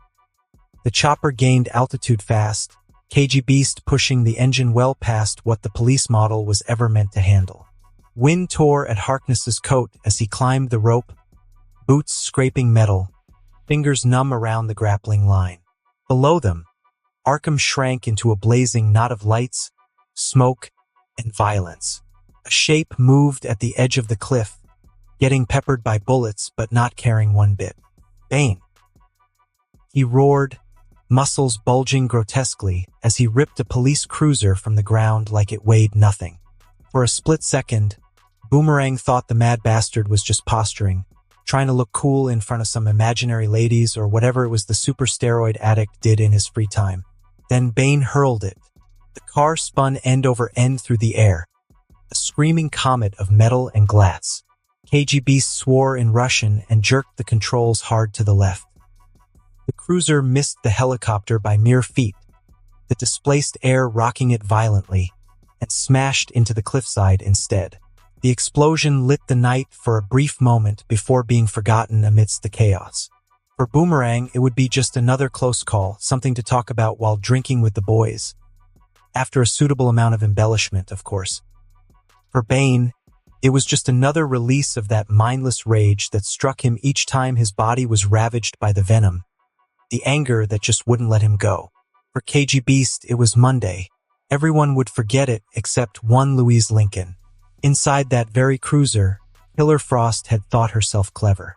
She had reached its seconds earlier, an inmate already half inside, hands on the door, eyes wide with hope. She didn't slow down or hesitate. All it took was one touch, reaching out for that well of power within her and letting the cold pour from her like a curse. Ice crawled over his skin in an instant, freezing his scream in his throat, locking him in place mid-motion. He died standing up. She shoved the frozen corpse aside, letting it shatter on the ground, slid into the driver's seat, and floored it like her life was on the line. For a heartbeat, it felt like victory. Then the world turned upside down. She felt the car rise, the floor getting further and further away, and heard the throaty roar coming out of a giant's maw. Then she felt herself flying. The impact came without warning. Airbags detonated with bone-breaking force, snapping her head forward as heat surged through the cabin. Glass embedded itself into her skin, and fire swallowed the dashboard, the doors, the very air she was breathing. She reacted on instinct, flooding the interior with cold, ice crawling desperately over flame and molten metal, trying to keep the car from exploding. Too late. Bang! The fire died, overcome by her powers and the explosion's blast. But the damage was already done. What was left of her laid several yards from the smoking husk, thrown away by the blast. Her body was twisted and broken. Her skin burned black and red in equal measure. Parts of her suit had melted and fused into her flesh, synthetic fabric welded to sundered muscle. Her prized ice blue hair was gone, reduced to ash. She was alive, barely. Every nerve screamed. Breathing felt like inhaling broken glass. Her eyes burned, bloodshot and unfocused, staring up at a sky she could no longer cool, no longer control. She had beaten Waller, escaped the bomb, survived the squad, only to die here, in a madhouse. Louise had stolen, killed, tortured, used people until there was nothing left of them. She had thought herself cold and unbreakable. But now, as the pain refused to fade and darkness pressed in from all sides, she felt small and afraid. A question surfaced, unbidden and cruel. What did I even do with my life? Her body wouldn't let her cry. Her lungs wouldn't let her scream. She was going to die here all alone in pain. Then came a voice, so vague and muffled she might have hallucinated it. Do you want to live? Burned eyelids forced her to see a haze, and all she could make out were two red suns hanging in the darkness. Do you want to live? The voice asked again. She couldn't speak, couldn't beg, couldn't even nod, but she opened her mouth anyway, a silent, desperate yes clawing its way out of her. Her throat was on fire. Her everything was on fire. Then something cold, rich, and soothing spilled past her lips, dousing the agony just enough for her to feel her own mouth again, to feel the flesh press down against her lips, and desperately she bit down with what little strength she had left, drinking greedily until the source was wrenched away. Her healed eyelids opened to let her see the world, but through the pain and confusion, All she could make out were the two red suns staring back at her from a pale face most would consider either monstrous or beautiful. To her, it was gentle, kind. She tried to speak but couldn't, and darkness took her before she could try again. Elsewhere in Arkham Asylum, the night continued tearing itself apart, but there was one monster who finished his works at long last. He didn't consider himself a hero by any measure. He killed, tortured, and stole both possessions and people, guarding those two things jealously yet couldn't help but reach out for more, seeking greater power and influence despite already having so much. But as he sacrificed parts of himself to save a burned woman, as he watched horror and anguish turn into desperate hope and then peace, he felt something. Despite his actions being marred by his own interests, despite his mind already conjuring so many ways to profit from his deeds, despite everything reminding him of his nature, despite wondering if a salvageable hypocrisy was truly better than murderous honesty, John Harker once again enjoyed the pleasure of saving someone. Vampire rule number 41. Kindness is dangerous, but cruelty is deadly. Fairness, however, is the virtue any leader should strive for, as it avails you love and fear in equal measures. With 2 hours left before sunrise and the chaos within the madhouse finally subsiding, the vampire left the island with the spoils of war, feeling rather satisfied with the way things turned out. Doing so was an adventure of its own. John initially planned on using his speed to blitz Poison Ivy and steal some of her blood before leaving, not even bothering to break her out or try to recruit her. Her character and goals made it all much more complicated than Bubbles, Copperhead, or any other potential asset. But then his brain had to start getting in the way of his desires, telling him annoying, reasonable things like how he would have to kill her to avoid problems down the line, which was both wasteful given her unique abilities and reckless with so much attention placed on the asylum at the moment. Nobody gives a shit about King Shark. But Ivy? That's a masquerade breach waiting to happen. He couldn't seduce her either, or win her over with creature comforts and promises of a better future. Nor would offering functional immortality at the cost of a leash be well received by the mentally unstable eco-terrorist. No, dealing with Ivy in a manner that wouldn't require her elimination to tie up loose ends would be much more complicated, and require precautions and conditions he has yet to prepare. The key word being yet. It was such a pity, though. He was curious about the flavor of her blood. Would it taste like juice? What kind of secrets would it hold? What kind of power could he siphon from someone with a possible connection to the green and such a splendid control over plants? One day, he promised himself, I shall taste the vegan blood. But that was tomorrow's project for tomorrow's snacks, and today John's gluttony needed placating, and it needed it yesterday. Perched above a gargoyle, the vampire's finely tuned senses allowed him observational capabilities superior to even the most cutting edge of technologies, bypassing the need for line sights or thermal sensing, which only went so far, all of it focused on finding worthy blood. He could see the essence flowing in the veins of everyone, from the most wretched of lunatics with chemical cocktails flowing in their blood, feeding their lobotomized minds, to the fittest special forces police geared and protected from harm and every single inmate or patient. Veins and arteries coming together like bright crimson trees in the shape of men, burning with potential vitality and sense that told him stories about their lives and decisions, their powers and weaknesses. And just like that, John made his selection. Yet each possible target he identified came with their own issues until he saw one of the brightest tactical minds in the country, or perhaps the whole planet, depending on the version, reduced to a hulking brute in roid rage. The doped-up inmate through a police car with someone still inside. No, there was no way in hell he'd try his luck with Bane's blood. So normally, John would only feel some amusement and intrigue about how he would fare against him. But then his nose caught a whiff of something that changed everything. Someone whose blood had a rather unique aroma, a minty freshness that roused his appetite, with a quality and potency that was so far beyond human, he felt giddy just thinking about giving it taste. All of it flowing within a rather promising vessel.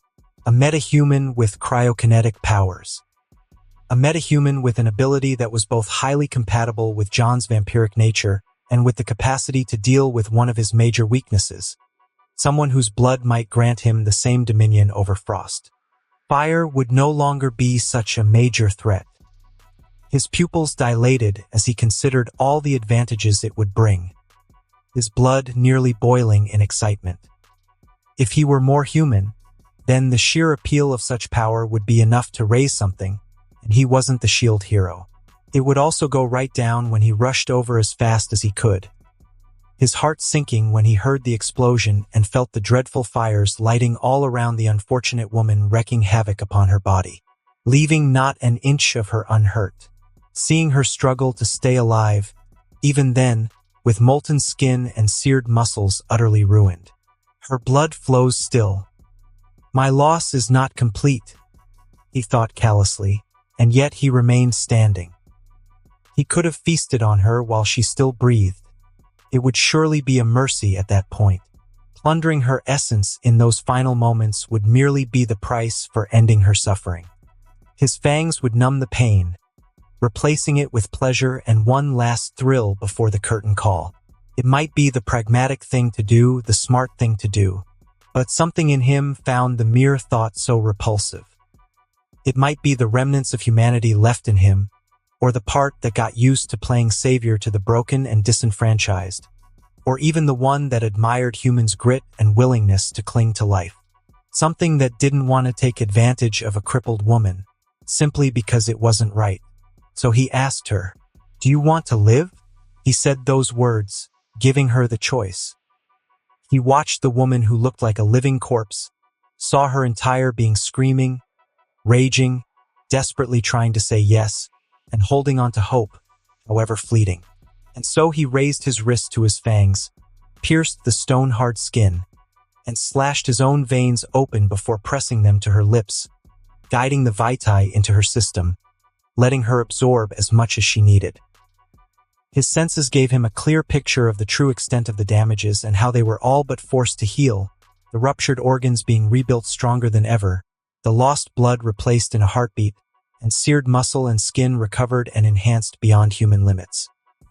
He let her drink her death and suffering away, enjoying the taste of eternity as his blood bound them together, until it was time to leave.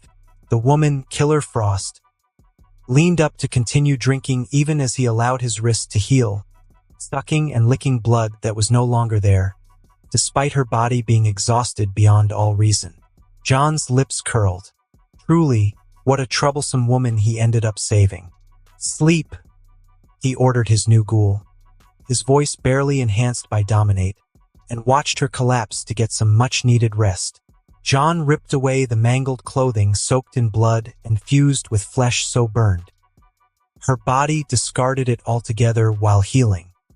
He removed his coat and used it to cover her smaller frame, doing his best to protect her previously irrelevant modesty before picking her up. Despite becoming a ghoul, most of his blood was used to heal her, leaving little in the way of actual physical enhancement. That part would be covered in subsequent drinkings, of course, but for now she remained much frilier than Copperhead or even Bubbles did. So a Princess Carrie was out of the question, not at the speeds they would be moving. He instead had to hold her comfortably with one hand while supporting her neck, a secure, if slightly humiliating, position for her. Another reason to put her to sleep. Nobody wants to remember being carried like an oversized infant. Still, it sure beat ending up like Gwen Stacy. Taking a moment to make sure his charge was safe, he crouched low and burst into motion, all the while controlling himself to gradually speed up and avoid shattering the pavement with each step. He couldn't exactly abuse his undead physiology to just walk underwater completely undetected this time around, not while caring for a fragile package that wasn't part fish, and so he would have to rely on his speed and the cover of darkness to leave the island through the main bridge. The bridge, which was observed and swarmed with cops. Reckless reporters who might benefit from a stay in a mental institution themselves, and whatever government rats Amanda Waller left behind. Troublesome indeed, so John had to be creative. He allowed himself to fall off the bridge the moment he saw an opening, twisting around midair to grab onto steel cables, only to launch himself back up and lift a clawed hand to pierce the bridge's underside. "What? You see something?" He heard a police officer ask through a cigarette, but made no move to investigate. "Nah," another answered, though he didn't sound so sure. "Must have been a bird or something. Might be Batman. Wanna check?" "Stansfield," the first one said, laughter in his voice. "Oh, piss off." If they were enemies, this would be the moment where he started taking them out one by one. Alas, this was not to be. Carefully, John jumped from grip to grip, hanging upside down right under the authorities, who were none the wiser, a fairly good allegory for their supposed control over the city, but one he didn't feel like exploring at the moment. In a matter of seconds, he had already crossed the highly secure choke point and, with a single enhanced leap, sent himself and his still sleeping charge flying into the city proper, shifting his weight and kicking the air to kill the momentum before landing. All that was left to do was hit the ground running and return to the nearest safe house after calling his people to give new orders and set a few plans into motion, and let everyone know that he was safe and sound. John still wasn't sure why he ended up saving Killer Frost. But now he could start making up reasons about her usefulness as a strategic asset, how they were in desperate need of capable enforcers, the advantages of a super who could act during the day, or just the perks of turning a dead cape into his subordinate. But that shit wasn't true. The truth is, he would have granted her his boon with or without powers, the very same way he used it to heal his people when they needed it. The same way he used the dark gift to force people out of their self-destructive choices and addictions. The same way he looked at a dope fiend with personality and decided to turn him into his right-hand man, into someone he could call a friend. John wasn't sure what it said about him as a person, and in all honesty, he didn't really care. Wasn't it the point of having power, after all? To have the freedom of doing what you want. If he wants to kill, he'll kill. If he wants to take, he'll take. If he wants to save somebody's idiotic ass, then he'll bloody save them. As for his bouts of generosity, I'm blaming you, Bubbles. Vampire rule number 42. A vampire should never be short-sighted. One must use their assets to the fullest, knowing they stand to profit or suffer for eons to come. Louise Lincoln woke up to the smell of pancakes and freshly brewed coffee. Not the shit you can get in the commissary. It was the expansive kind, the ones without ground cockroaches added to the mix. Her eyes were still closed as she curled herself into the delightfully cool, amazingly soft bedsheets, enjoying how they felt against her skin with a satisfied groan. Now this is the life. Then her brain started functioning, still groggy, of course, but now capable of more than simple sensations and common pleasures. Now she could actually think, and that brought about such undesirable things as questions, confusion, and other nasty stuff getting in the way of her enjoyment. She tried to stop it, make her brain shut up for a bit, and focus on the cool sheets and nice smells and the perfectly set AC to let herself drown in comfort just for a few more minutes. She rolled around in the sheets and breathed the clean smell of crisp laundry and something vaguely flowery. Alas, it was too late. This was not her room, nor was it her bed or her bedsheets. Mostly because she didn't actually have any of these things. The cons of leading a life of crime were that your apartments tended to be raided by rivals, vigilantes, or the usual special forces unit sent to put you in the box. Nor would she experience this level of comfort in any jail, asylum, or facility on this continent. Especially not as a mutated freak with a freezing people alive habit or metahumans if you wanted to be technical. How did I end up like this? The thought came like a shock, breaking her out of the last of her sleepy compliance and finally forcing her to open her eyes and actually look around instead of trying to become a burrito. Her eyes flickered from the single exit and the sound and smell of someone cooking to the lack of windows in the room to allow for a discreet escape to the decoration and utter lack of restraints, keeping her there to her own body dressed only in a clean, oversized white shirt that she most definitely did not put on. It looked like a hotel room, expansive, clean, well-furnished, and utterly impersonal. The general consensus was that waking up somewhere new, unable to remember how you even got there, dressed in someone else's clothes was very much not fun. Killer Frost was inclined to agree. At least I'm not outside, Tied up or in a dump, she said under her breath, voice raw and throat dry. Or in another country. A voice added way too cheerfully and getting closer to the door, her only way out of this house. Killer Frost's instincts screamed at her to ice him. Pun not intended. To muster what she could from that ever-increasing pool of energy inside her and throw that sheer cold at the intruder to protect herself.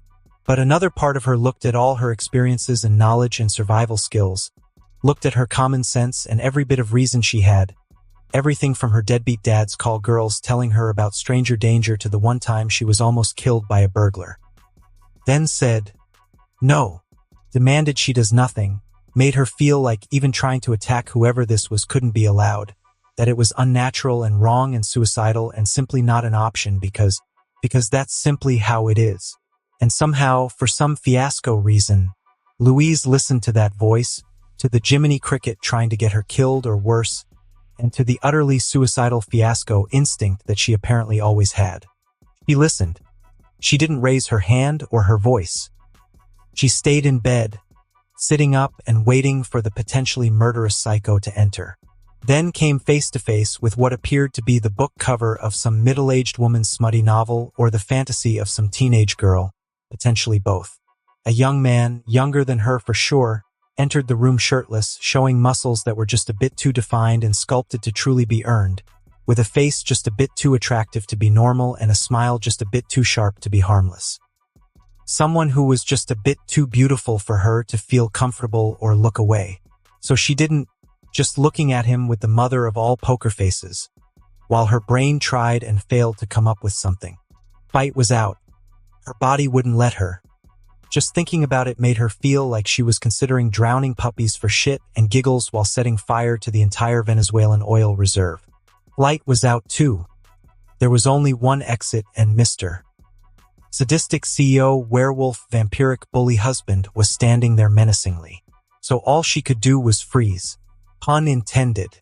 You've been out the whole day, he said casually, not minding the silent, unmoving metahuman capable, not really, and willing, not at all, of turning him into a humanoid popsicle, instead approaching and putting that tray he was holding right on her lap. Now that forced Louise to react, if only to register that he was carrying something the whole time while she was too lost to notice it. And that said thing included a large mug of the bitter, wonderful coffee and a beautiful stack of the most decadent pancakes she's ever seen, covered in just the right amount of maple syrup. It was almost good enough for her to ignore the fact that she didn't know who the hell this was, where the hell they were, and how the hell they even got here. Well, I am Fiasco John Harker. We are in one of my Fiasco safe houses, 7 miles up from hell, right into Gotham City. He answered with a smile and a tone that was much too mild and polite compared to what he was saying, sitting down on the chair next to her. We got here because I brought you here, straight out of Arkham City, after Bane tried and succeeded at turning you into a piece of rotisserie chicken while you were riding toward your freedom, police girl. That made Louise realize two things. First, she had spoken out loud without realizing it. Something unfortunate that could be forgiven with that whole fiasco of a situation. Second, she was remembering what happened. The memories didn't come like a wave, didn't make her wince and shudder or crumble in pain. It was simply like remembering the answer to a question, the simple realization that she did know those things, that she did in fact mess up a bank heist and get arrested again. That said, the arrest did indeed get mismanaged and diverted by the government, leading to her ending up stuck with the Suicide Squad and that rotund pig of a crooked whale. That they did get sent to Gotham, that it was indeed 7 miles up from hell as he said, and that Arkham was the devil's backyard as far as she was concerned. She remembered the mission the real one Waller gave her, killing Nigma. She remembered Batman impersonating Black Spider. She remembered the Joker, even if she wished she could forget that ugly mug, or some of the things Harley said she did to her Puddin. She remembered how the Riddler fried the bombs in their necks and how they all went their separate ways. She remembered killing some random guy and getting inside the police cruiser and the rush of adrenaline when she thought she actually did it and that she was going to be free. The sinking weight of realization when the car started going up instead of forward. The terror when she saw Bane holding the cruiser when he sent her flying. The crash she wouldn't have survived if she weren't inhumanly resilient. The heat from the fire she desperately tried to prevent, and the explosion. The pain of being burned, her suit melting against her flesh, her eyes going blind, her entire body on fire. The red lights, those eyes, that face. Louise didn't realize she was shaking, looking down and hugging herself. She didn't see him. John Harker, grabbing the tray before it could fall and spill over, until she remembered the red eyes and the face that looked at her, and she couldn't help but look up at him. It was different. There was no scar on his chest. There was no white on his hair, and his eyes weren't that beautiful red she'd never seen before but a more common blue. He looked more like a baby Bruce Wayne than her savior. But somehow, that voice that told her fighting him was madness, that same voice she considered suicidal, roared in approval. Told her that yes, it was him. He saved her, and she didn't know what she should do about it. "You're shaken. It's understandable," he said softly, measuring his words. "If you'd prefer, we CA. What do you want?" she asked, cutting him, coming off a bit more vulnerable than she intended and a lot harsher than she intended at the same time. He simply looked at her. He didn't seem bothered by her words or tone, which was good. At least he wasn't a psychotic asshole with a fascination for the concept of face slapping and very strong opinions on what constituted a healthy rapport between people. "I want many things," he said slowly, thinking things through but not looking away from her. "But if you mean as payment for saving you, then nothing." "Bullshit," she thought. "Bullshit," she said. John then had the gall to smile, the kind of playful smile the cat would give the canary, with an obvious outcome. "And yet it's true," he said quite bluntly, looking at her dead in the eye, still smiling. "I saved you because I wanted to. It was not a necessary part of my plans, nor the best way to achieve my goals. It might also set me back by a few days depending on certain factors." He leaned toward her, still sitting on the chair, and the smile slowly faded. "Frankly speaking, it might not have been the best decision from a purely utilitarian perspective," John said softly, still looking at her with those pale blue eyes that made her miss the scarlet ones. "But it's the one I made, and we'll both have to live with it." Louise was once more forced into silence, this time by the sheer volume of mixed signals she was receiving. She thought about it, thought some more, and ultimately reached the conclusion that she simply wouldn't be able to understand this mess. "So you saved me," she said, the words like an insult and a thank you at the same time. "You say you don't want anything in return, that you did it for no reason, and it wasn't the smart thing to do." She agreed on that last point. There was nothing good coming his way from saving someone rotten like her, healing her, and bringing her back from the brink of death. But damn, she was glad he did it anyway. She didn't want to die. She didn't know what to do. And she would be pretty darn grateful if he could stop the mysterious benefactor act and just straight up tell her what was coming next. "Then why did you bring me here?" she asked, softly, calmly, keeping a cool head. "Why are you here? Why did you tell me your name? Why don't you just cut the crap and tell me what you want?" "Because saving your life, then leaving you on Arkham Island to be caught by the cops and ultimately ending back in Waller's grasp for a grisly end would be rather counterproductive," he answered simply, his blue eyes turning red once more, the familiar color somehow calming her nerves. "Because dropping you randomly in Gotham would be the same as killing you, or worse, probably worse. Because if I somehow ended up deciding to play hero, then I should do it properly and make the best of it." He paused for a bit, letting her process his words, the first things he said that didn't seem wrapped in 3 layers of framing and manipulation. "Because I did save you, and that makes you my problem. I gave you something precious, something that I would rather not see delivered to Waller or anyone else, because you recklessly got yourself caught once more." He continued, and his words would have set her off, if not for those red eyes reminding her of what would have been her last moments, what should have been her last moments, if not for him. "Because you are useful, because you have power and can become stronger still, and that's something I want, among other things." He leaned back in his seat, looking at her, even as she tried to focus on the task at hand. Based on what he just said, he called her powerful, useful, and someone he wants to have on his side. He wanted Killer Frost. She could work with that. "See, I told you it was bullshit," she couldn't help but say, and she rolled her eyes despite looking at someone who was beyond her. Someone she knew was beyond her. "You saved me because you wanted me to work for you.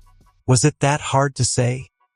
John frowned, and that created one more sight she memorized and filed away in a dark corner of her mind. "A beautiful sight." "That's incorrect," he said mildly, tilting his head. "But even trying to explain what I wanted would require so much context it would waste my entire night, and I'm already in want of time. So believe what you will." He got up and walked toward the closet, opening it to reveal dozens of identical white shirts, black trousers, suits, and jackets. He picked a shirt and a simple leather jacket before closing it and starting to dress, hiding that body that she now knew was very much not the fruit of simple workouts.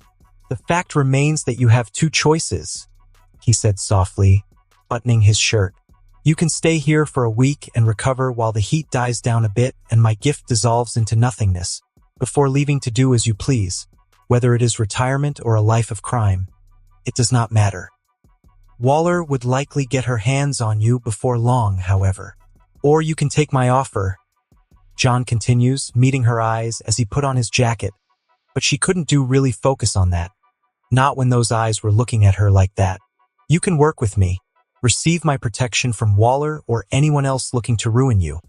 More money than the occasional bank heists and robberies could ever yield. Safety, a new identity for you, and enjoy my full extent of gifts." He kept using that word, gift. What she remembered was him saving her. A delicious liquid sliding through her lips, healing her body. She remembered seeking more before falling asleep. "You would receive my boon, your body would be empowered, made stronger, more agile, and more resilient, and you would heal from wounds that would otherwise kill you." He spoke softly, a smile on his face, before dropping the most impossible thing she's ever heard. And she remembers the first time the newspapers talked about a man in a red cape flying over Metropolis. "And you would be spared from the ravages of time, staying in your prime so long as you do not go against me." She opened her mouth to say something cutting, something witty, or just to tell him to piss off and make more realistic offers. She would probably take the job if the pay were good and he wasn't a complete asshole about it. But then something hit her.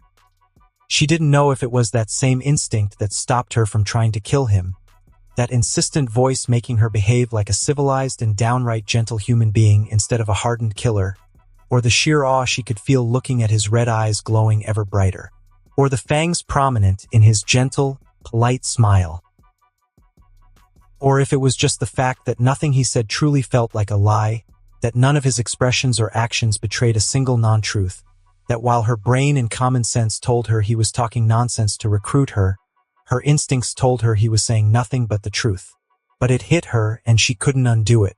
I need to think about it," she said, as if it were a regular job offer, as if she were an employee he were trying to poach instead of a superpowered, murderous criminal he saved and were now trying to keep for himself. "Forever." John simply nodded. "That is more than fair. I have other matters to attend to, and I'm sure you'd feel more comfortable enjoying your breakfast without me breathing down your neck," he said amiably before turning heels and literally disappearing in a black blur. Louise didn't even bother feeling surprised. She simply waited, making sure he was gone, before deflating. The tired, extremely overwhelmed woman barely managed to gather enough strength to pick up the plate of pancakes, cut a piece, and eat it. Her eyes widened and quickly cut another one and another until the plate was empty. "Damn, it's delicious," she said to herself in the comfortable, empty room. And she absolutely wasn't crying. She wasn't. Recruiting personnel was a lot harder when he didn't want to start by bombarding them with so much presence they could barely act like reasonable people. It was doubly more complicated when he only had about 20 minutes to do so before needing to check up on another critical asset, then do a checkup with Reginald, and check up on Copperhead before she decides to try and assassinate Falcone to get his attention and still put out the fires that rose up during Waller's assault on Arkham. Part of him was tempted to just cut his losses and drink her dry while she was still weak and frail. It would spare him a massive headache, and it wasn't like she was some innocent civilian or misunderstood rogue. She was a killer, a rather casual and foolish one. None would miss her. But Killer Frost was also the first real metahuman he could reasonably recruit, one that had already received his blood and the bond that came through it, one that was a third of the way into becoming a ghoul. Someone who had his blood in her system, for better or worse. Someone he already went through the trouble of saving, healing, evacuating, and setting up in one of his safe houses. Someone who was infinitely unlikely to turn on him, because her body was literally telling her not to and was unconsciously eager for the next sip of his blood, for the next level of the blood bond, the next step toward full Gotham. So he did things properly, not biting her without consent even if it was by now his right, technically. Didn't bombard her with presents since she wasn't actively aggressive with him, standing in front of him while he was desperate for a sandwich or a literal junkie. He made her breakfast, told her the truth, and made the best offer she'd ever get. It was as fair as a job interview with a vampire could be. After leaving the house, John texted a few instructions to Bubbles, telling him he would be available in half an hour at most, before texting Larissa and ordering her to rest unless she wanted to make him worry. Whether it would work or not was anyone's guess. What he received in return was a string of curses from Reginald, which included a list of problems that simply couldn't be resolved without his face. His ability to negotiate with people's minds directly, or the muscles of someone who didn't spend one day and a night acting in his stead. Larissa needed to relax, Rienfield texted, and he only said that partly because she scared him. The previous night had been taxing on his operations, but he got much out of it. And he wasn't just talking about one of Batman's cowls, a sword he was pretty sure belonged to someone from the League of Assassins or Louise Lincoln. If things went smoothly, John sneaked into an alley and hit the ground running, dashing from roof to roof, his senses sharp to alert him of any unwanted observer. His blood felt so much more potent. His everything felt stronger after absorbing and assimilating King Shark's blood. John could feel that in every action, in every moment, could feel himself growing even then, albeit with diminishing returns. Where it would have taken him at the very least 10 minutes to reach his safe house under the meat storage facility he secured through an unofficial partnership and kept totally above board, he now managed to do it in less than 5, without even straining himself in the slightest. Crossing half the city never felt so simple. Not to mention how much tougher his body felt. He was confident he could take shotgun blasts to the face without great threat, and his habit of getting sprayed with automatic rifle fire wouldn't lead to a gruesome result anymore. Well, not on his end, at least. All because of that thing. He opened the trap into a hidden basement, hidden behind multiple doors and the best isolation money could buy, something he would make sure to upgrade in due time. John breathed, though he didn't really need to, taking in the clinical smell of disinfectant. He and his boys scrubbed everything clean before bringing in the asset. Right there, strung up, 2 meat hooks piercing into his shoulder blades, was a giant, a cannibal monster from the seas who claimed noble birth, unbreakable skin, and the right to feast on the flesh of men. At least one of these things was false. "I'm back, Sharky," he says calmly and doesn't get an answer. What with King Shark's lower jaw being ripped off and burned shut. "You look better." It was a lie. Nano looked at him with those bloodshot, yellow eyes. But now there was no more rage or hunger left. Only pain, incomprehension, and fear. Fear at the sight of a monster he did not know.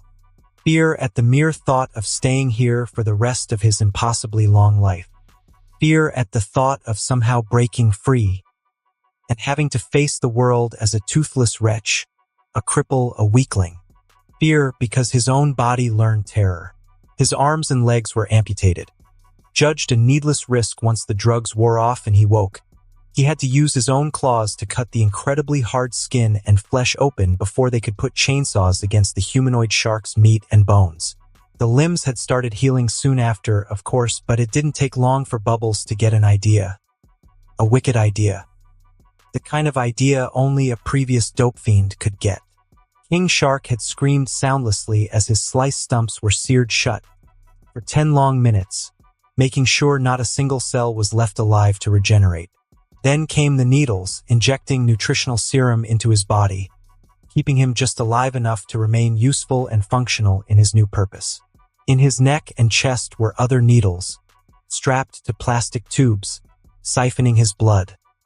Even his beastly constitution replaced it, storing everything into blood bags, everything powered by a collection of literal car batteries. It wasn't much, but it was honest work. And through it all, King Shark had to watch, think, and feel. He was being farmed. He was livestock. What's the look for?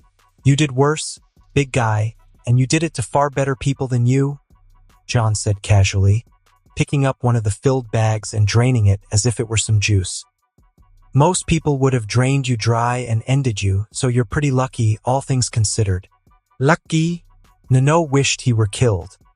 A swift death was better than this humiliation, this torture. But King Shark did not move. He did not thrash. He did not glare. He only stood silent, hoping the pain would fade, hoping that man would leave. But he knew it was in vain. The monster would be back, and if not him, then that cursed servant of his, storing the bags of plundered blood in the cold and replacing them with new ones, draining him while making sure he remained nourished enough to survive. Too weak to resist, too strong to die, forever. No, not forever. One day they would age and wither and die. Then perhaps King Shark could find the strength to free himself from these chains, return to the seas, and shed the burnt and abused flesh. Recovery at last. He just needed to wait and be patient. Time was on his side. Living in Gotham is like having an abusive partner. She will lure them in with the pretty lies, the promises, and the dreams and beauty.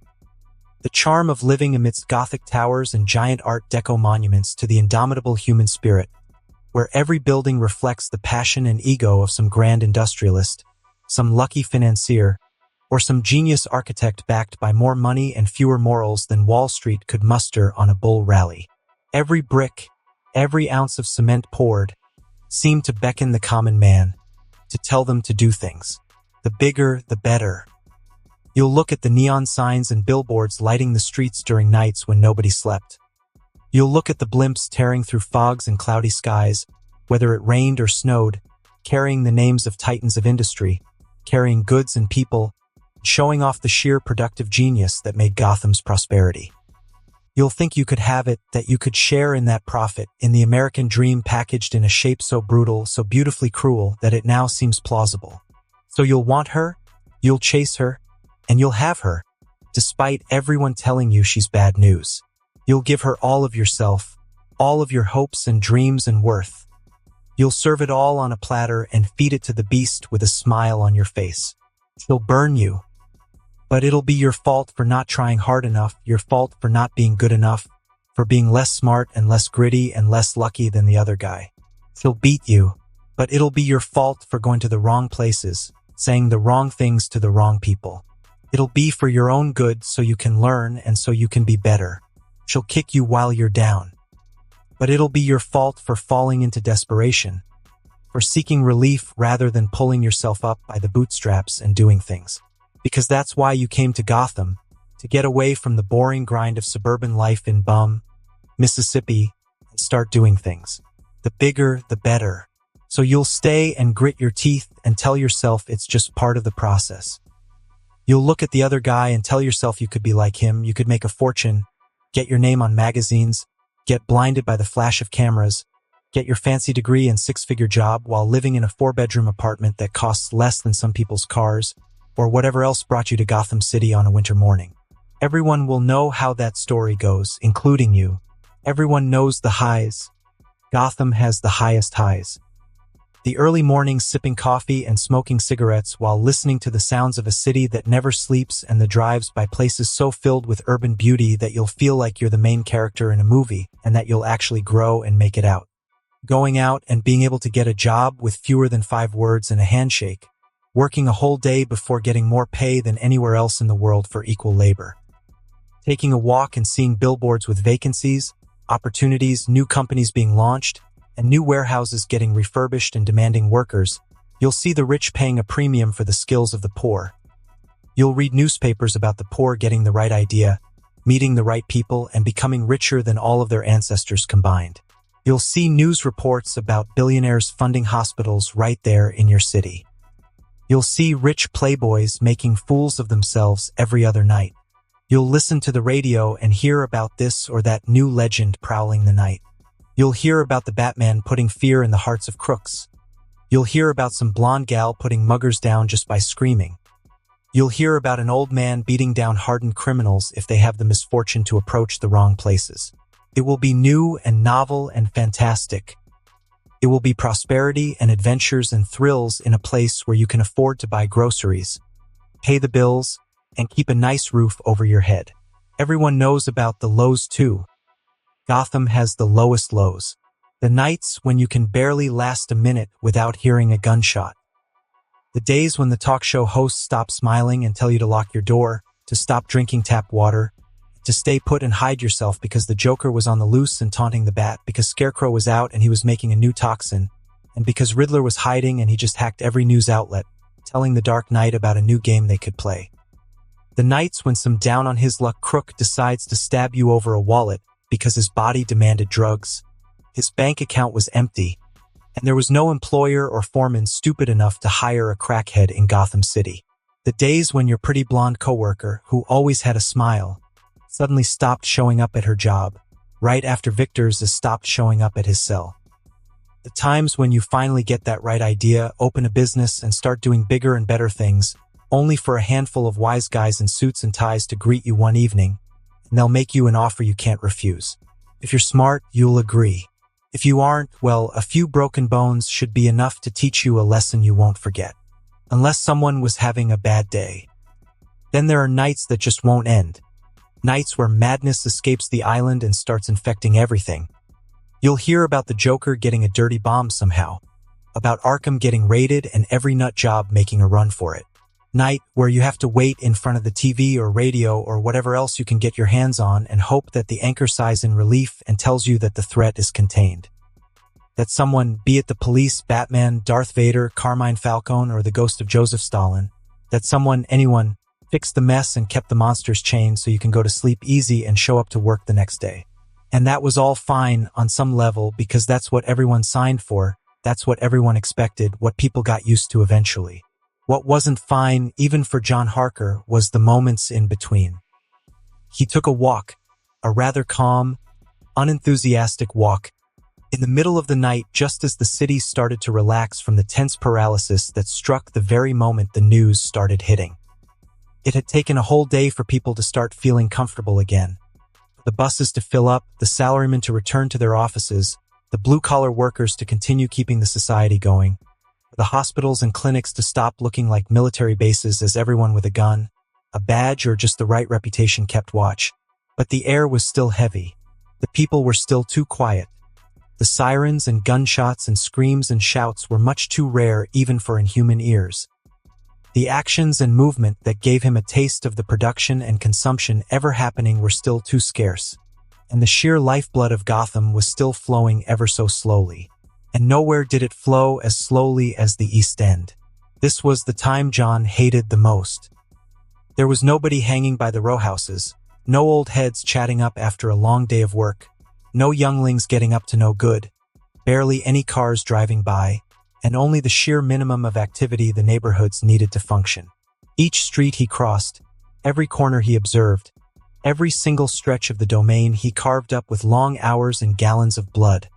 And every single yard he took from Rupert Thorne's dying hands were all just as petrified. It was slow, it was tired, and it was utterly disgusting. So he started walking faster and faster, finding nothing of value in the land he controlled, finding nothing to be done to spare him from another evening stuck behind a desk and pushing papers, making calls and trying to put out any fire, to rouse the people from their stress-induced stupor, and to prepare them for what he, and everyone else who spent more than a year in Gotham, knew would happen soon. He kept his eyes and ears open, watching out for any possible tale, because the night he'd stop doing it was the night he would be caught lacking. He took note of every single household, most people staying inside, in their room or living room, watching the telly, waiting for something to happen, and feeling like something should happen. He took note of both single people coping alone and couples either getting stronger or weaker in times of crisis. He took notes of children being comforted by parents and domestic conflicts traumatizing the next generation of workers, criminals, and freak shows, one night at a time. He took note of the occasional pervert, proto-gooners being the only constant across his domain. No amount of social panic or stress or feeling of pressure could stop them from, well, releasing the pressure in any way they saw fit. His senses being utterly violated by their actions and the contents they consumed was likewise a constant. Such was one weakness of those with enhanced perception. He started running faster than a man, faster than a car, returning to familiar shadows under neon lights, always in the blind spot of the occasional camera. He ran away from the households and people and gooners rubbing one out while watching Alf. For some reason, he ran and jumped and crossed an entire district, until he was getting closer to what was once one of the most unstable, miserable, criminally infested places in Gotham, where the architecture had been less Gothic spires and more ultra-low-income housing and commie blocks dressed up as a labyrinth of industrial brutalism, aesthetic slums, and rotten communities. Brideshead, the very heart of the collection of neighborhoods making up the East End proper, the very place he woke up within is cursed with the dark gift and the least interesting way of understanding its intricacies, the place where he got shot and started seeing crimson text trying and failing to properly translate inhuman instincts and powers into plain English and mathematics. Gotham's very own brick and cement permanent Hooverville, according to some, at least until recently. Now it was the only place that felt somewhat alive during this lonely night. The closer one approached, the more they started seeing construction crews finishing up on the night's work, fixing up the streets and pavement and everything they couldn't do during the day, lest they congest the traffic. There were cars and trucks lacking any sense of uniformity working and moving together, transporting goods and people and merchandise and keeping this small isle of prosperity going strong, making sure the injections of plundered money didn't go to waste. Businesses were still open. Shops and pubs and 24-hour stores did not make an exception to their policy. Now that the crisis proper had been dealt with and mostly averted, people were still moving, buying things, selling products, time, labor, and services, and maintaining a functional economy. And it happened because of sheer will, because the people felt safe doing it, felt hopeful that they could make that next dollar if they stayed out another minute, felt certain that trouble wouldn't find them even at these stressful times, even so late at night, even in the East End. It happened because most everyone in the area was making a livable wage, because countless small and medium-sized businesses were using their profits to pay their employees and grow their operations instead of paying dividends to their vampiric overlord, and because reliable labor and skilled workers and produced goods were sold at a competitive premium outside of Brideshead. Because there were people armed and willing and trusted to keep the peace and make sure the trouble stayed outside of their homes. Because there was a frustrated inhuman former assassin prowling the streets, eager to take care of anything and anyone's security personnel couldn't. It happened thanks to the efforts of a ghoul who slept less than 3 hours a day and handled the day-to-day grind of managing accountants and lawyers while representing the man who all but ruled over the 50,000 souls who lived within countless 6-story tenements, brutalist commie blocks, and plentiful housing projects that made up the neighborhood known as Brideshead.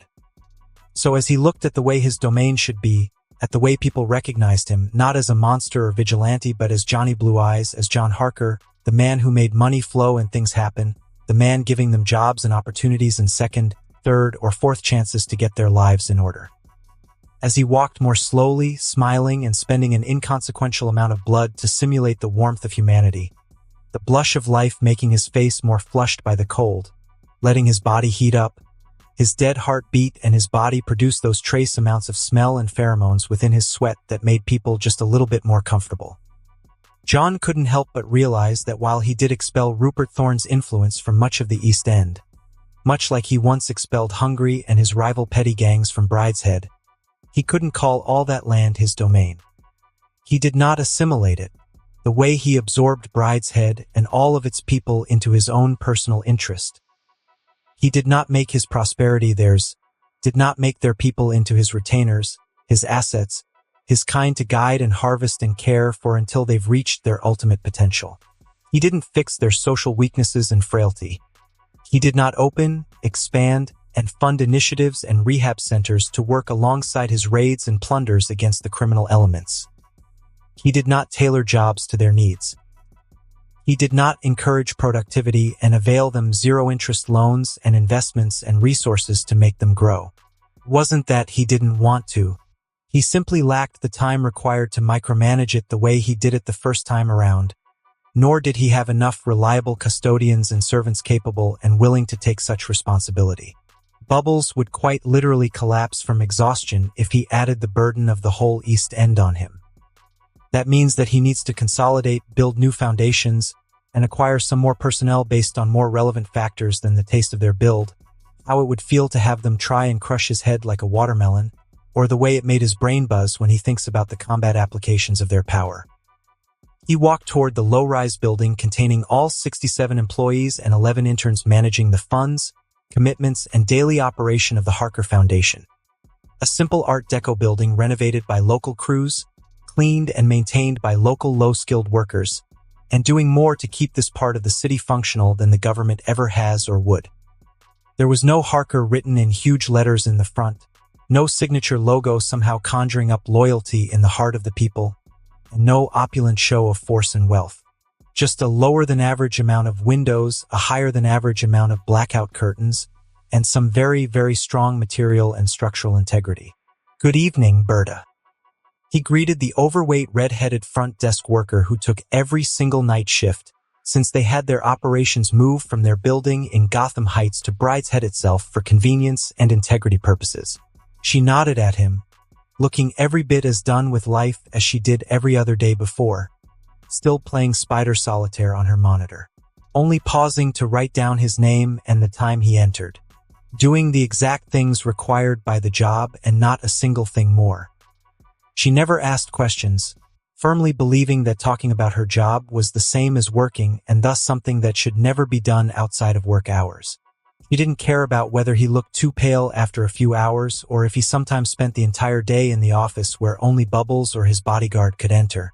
Truly a perfect worker. He took the stairs to the 5th floor, the one where only a single window could be found, and it was on the opposite side to the small room he often crashed in, the place where he could already feel two people with a trace of his blood waiting for him. The ability to feel his ghouls was yet another thing that the systemic representation of his powers could not and had not conveyed properly. Another reason to reject its limitations and avoid relying on a glorified crutch that restricted the scope of his powers and pushed him away from reality. John opened the door and came face to face with Bubbles for the first time since he left to deal with the trouble in Arkham. In addition to one very pissed-off Larissa trying to pretend she wasn't angry, frustrated, and worried. She was doing a very good job at it. The poker face and utterly dead look in her amber eyes. The copious amount of eyeliner only further hiding the micro-expression that might give her away. Unfortunately for her, she was dealing with a vampire who could and did both see and hear the way her heart was beating. "Took you long enough, boss," Bubbles said. Doing the sane and reasonable thing when your rather superhuman coworker is not mad at your very superhuman employer, and ignoring it altogether, leaning against a desk that cost more than the car he used to drive. "We've got a whole lot of work ahead of us." A lot of work ahead of us was a euphemism for, "You're gonna have to eat multiple bowls of steaming shit with me." John knew it. Bubbles knew it. Copperhead didn't give a darn. But it made the vindictive smile on Reginald's face that much more annoying to see. "F you," he said with a sigh, walking toward the minor comfort of an overpriced chair, pinching his much too gloomy enforcer's cheek as he passed by because he could. "No thanks." "I'm good, boss," Reginald said without missing a beat, still leaning against the desk and smiling like a man who spent a night and a day dealing with the evils of paperwork while his boss was having fun beating up people and talking to pretty girls and now new justice would be served. So, you're ready? Need some of that fish juice? Or something fresher? Pretty sure Scary Girl over here wouldn't mind doing a quick donation. Larissa neither confirmed nor denied the accusations, only continuing to stand like a statue, arms crossed. Don't call it fish juice, John said, lips curling in distaste, leaning back against his chair. And no, I'm already full, so stop beating around the bush and hit me with it. Reginald had the gall to chuckle, the smaller man enjoying this way too much. Well, you're the one who asked, he said, picking at his nails. Sue, do you want the bad news? The horrible news? Or the downright nasty ones first? John said nothing, only looking at the man who somehow was both his best friend and most reliable retainer, waiting for him to finish venting his frustration. Bubbles earned it. Ha, you're no fun tonight. I guess the icy gal wasn't feeling too hot about working for ya, Bubbles said, shaking his head, even as Copperhead's face twitched. John filed that for later. Reginald, he said calmly. Okay, boss. He finally stopped playing around and straightened up, picking up a folder from the desk and passing it to him before opening another himself. Let's start with the cost of stopping all operations, bringing all key personnel to our safe houses, and instructing everyone else to stay home the moment the news hits. He coughed, looking like he swallowed a lemon, the same way Bubbles always did when he saw too many zeros written in red. You could take a hustler away from the streets, but you couldn't stop him from feeling every single dollar lost. We had to arrange transportation to either our safe houses within the city or the ones in the county for the more important assets, provide food and rations and bedding for about 800 displaced people, and start calling in pricey experts to determine the damage radius of the dirty bomb if it did go off and how we could minimize losses and harm to our people. It was more expansive than expected since we didn't know if it was chemical or radioactive, or how it was made and thus had to plan for every possibility, Reginald said calmly, even as he looked at the sum in disgust. It cost us a total of about $350,000, including unfilled orders from any enterprise we own personally, insurance payouts to our people, risk pay to those who had to continue working, bonuses for the security teams who secured King Shark, and compensation for those residents who were asked to close up shop during the crisis. Bubbles looked at him with a look that said, I can't believe we paid this much for this shit, before looking back down to the report in his hands and taking another deep breath. The sum doesn't include the payments we did the day after, since it mostly took the forms of new orders from local businesses to stimulate productivity again, Reginald said in a less concerned tone. We've placed orders to renovate 20 more buildings, started work on fixing the roads by Morgan and Fayette that got messed up when gangbangers tried using pipe bombs, and restocked the food banks, still made sure not to buy up the whole stocks, of course. He looked at him with an almost proud look on his face. It was set to cost us about $1.3 million across the board, but we've managed to trim it down to $1.1 million, he said with a grin. Convinced the guys sending the materials to use our logistics and transportation crews instead. That's even more money flowing through our turf, a lot more if we can expand the deal and start working with them long term. In any case, we're spending a minimal amount outside of our territory. Why did $300,000 and some change spent during a crisis hurt more than the $1 million investment? Well, it's in the name. One was spending a loss that only happened to avoid damage and involved the loss of much opportunity. The other was an investment into their people, into Brideshead and its long-term prosperity. Good job, John smiled back. That was pretty much a full month of predicted expenses for the domain spent within one day, but they had more than enough liquidity to afford it. That's not so horrendous. You made it sound like a financial bloodbath. Oh, it will be a bloodbath, all right. It's just not one that hurt our wallets, for now. Bubbles shook his head, his smile falling a bit. Those government spooks and freak shows rocked the boat big time, and they did so beyond what anyone expected. Everyone rushed to cover their asses, including us, but shit hasn't hit the fan the way everyone expected it. Instead, everything got quiet. John's smile dropped. And Gotham hates it when it gets quiet, he said, frowning. Especially when they expected things to escalate. Exactly, the politicians and rich boys already got into their jets and have been sipping cocktails since yesterday night, and every single crime ring from the smallest schoolyard gangs to the biggest of Falcone's lieutenants braced themselves for a big hell. They waited and waited for things to spill out of Arkham into the city proper, but nothing happened, and they're getting blue-balled. Bubbles continued, flipping another page. Now Old Carmine has been around long enough to take it with a grunt and move on. But the Sicilians have been getting hungry. They ate their share from Thorne's corpse, but they still aren't full. If anything, it just made them more antsy. John followed suit and read dozens of reports and warnings about the big players moving their men around like they were setting up for a chess game. The 5 families meeting up a whole 4 months ahead of schedule to talk about their thing. The head of the Sullivan crime family, known to work for the Roman without ever truly admitting it, had dined with Carmine himself very publicly. The Sionis crime family, who preferred to call itself the False Face Society but was rarely humored in places where they couldn't threaten violence, was likewise getting more aggressive, stocking up on weapons and expanding their operations much too close to the big boys, not quite touching anyone's interests directly, but there were no man's land and buffer zones for a reason.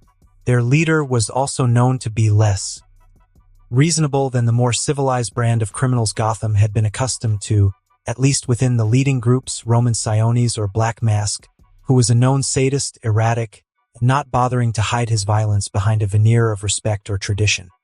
He wore a black mask that made him look like a corpse.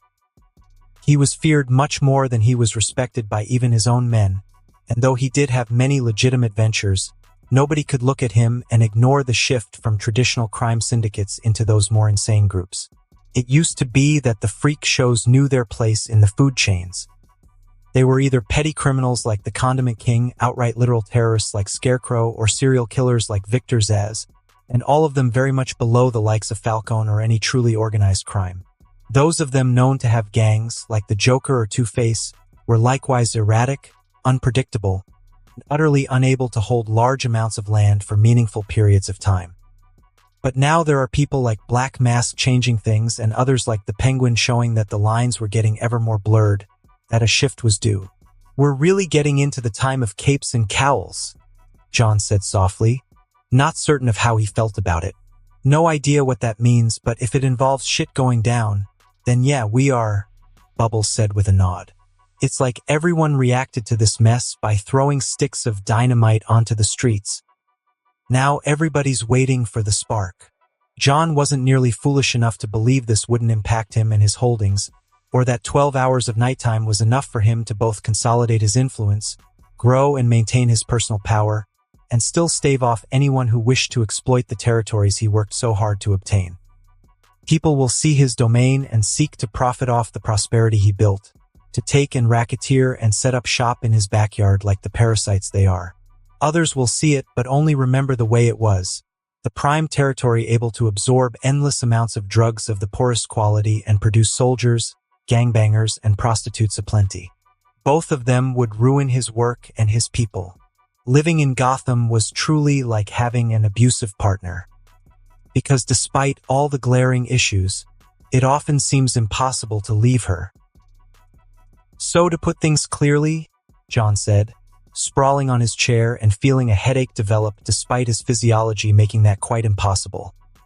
"We have a bunch of rowdy criminal organizations who have just finished eating up the corpse of a big player, each with a collection of grudges that would make the most contentious Scotsman raise a brow, all bracing themselves for a crisis that did not come, at a time where nobody is able or willing to stop them from throwing their shit at the fan. Like a bunch of monkeys with guns." "Yeah, pretty much," Bubbles snorted, putting the folder down on John's desk. "And we happen to be standing on a big jungle filled with ripe bananas, and our big lion has to go take a nap whenever the sun shows up. It was not ideal. Not ideal at all. But again, such was life."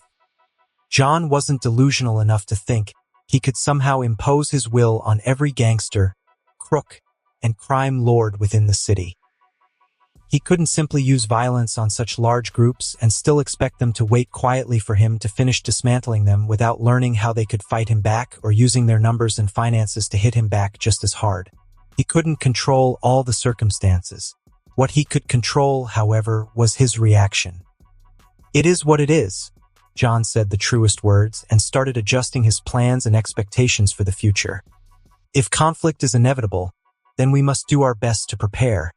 The city is on edge, but we should still have some time before someone lights a spark. So, I guess we should start hiring more guns, huh?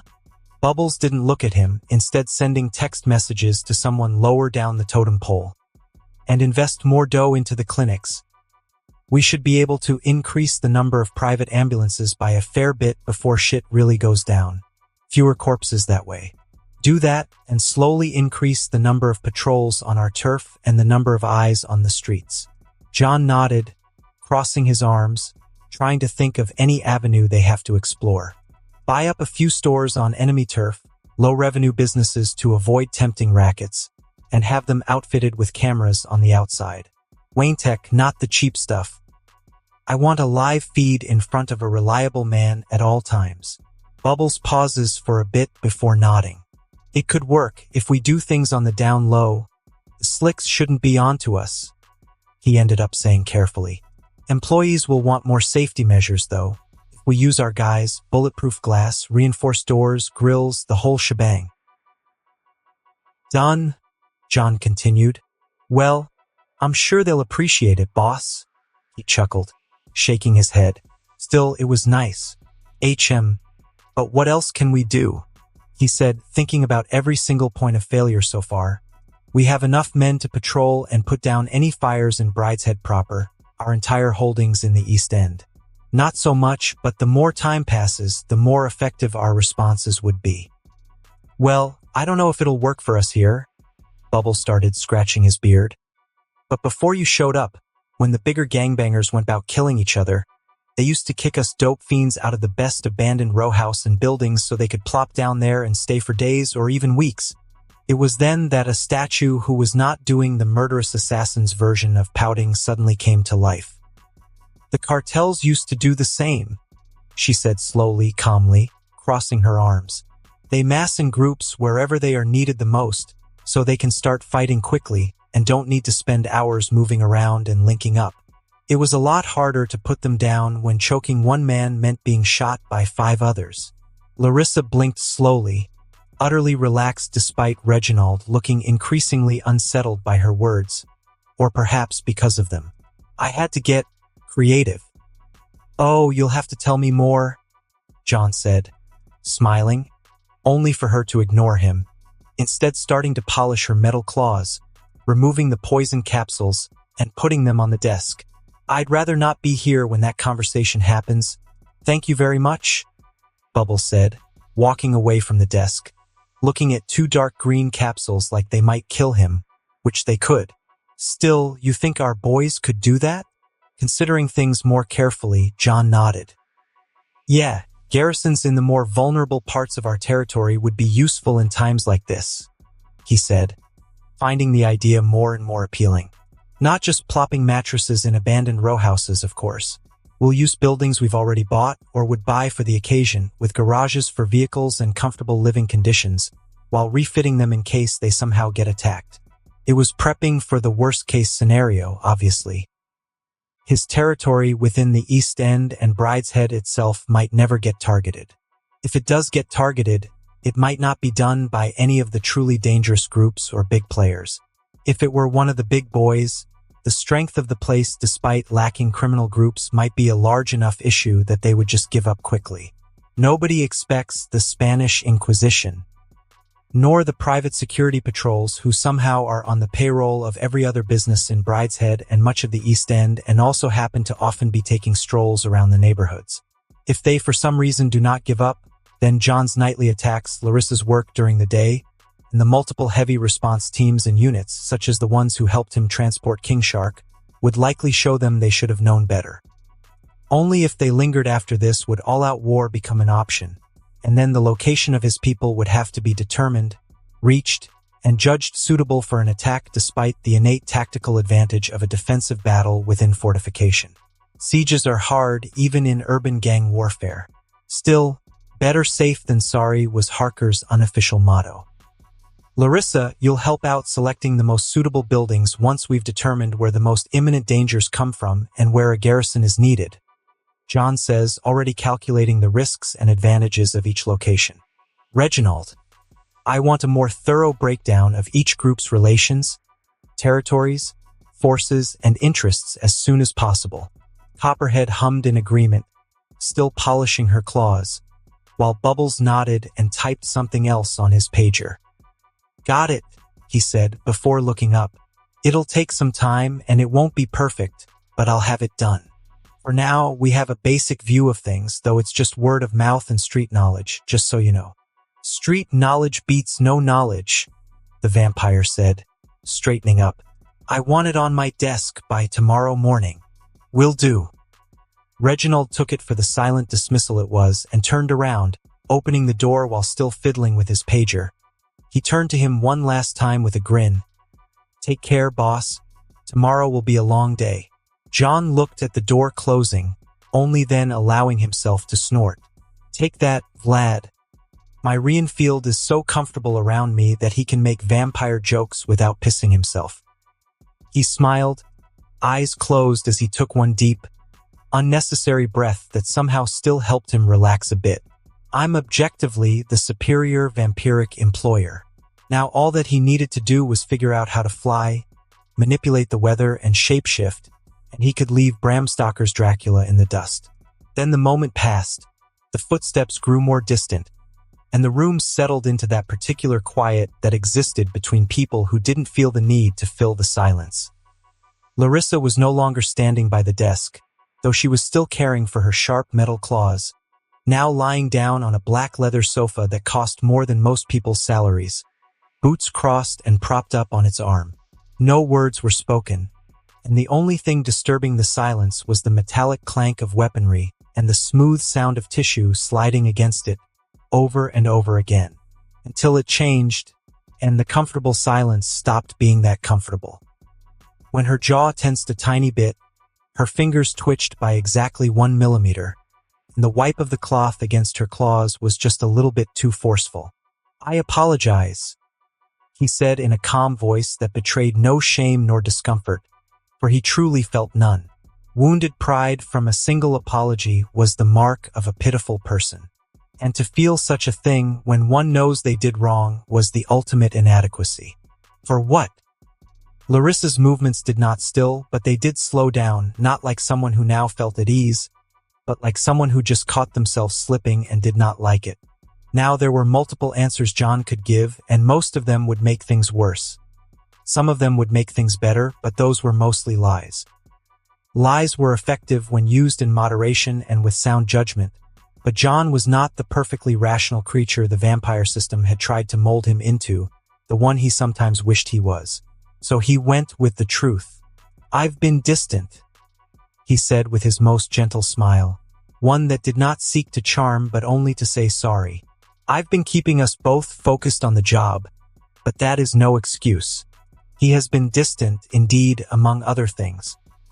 Manipulative, opportunistic, and unapologetic about his lack of care for the innate imbalance in their power dynamics, philandering in the extreme, and technically enthusiastically cannibalistic.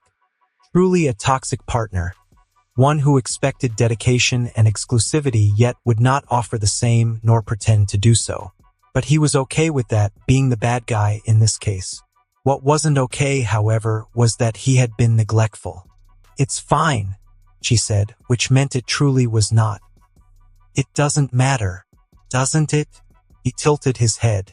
You do what you want, she said in the same soft, level tone of voice.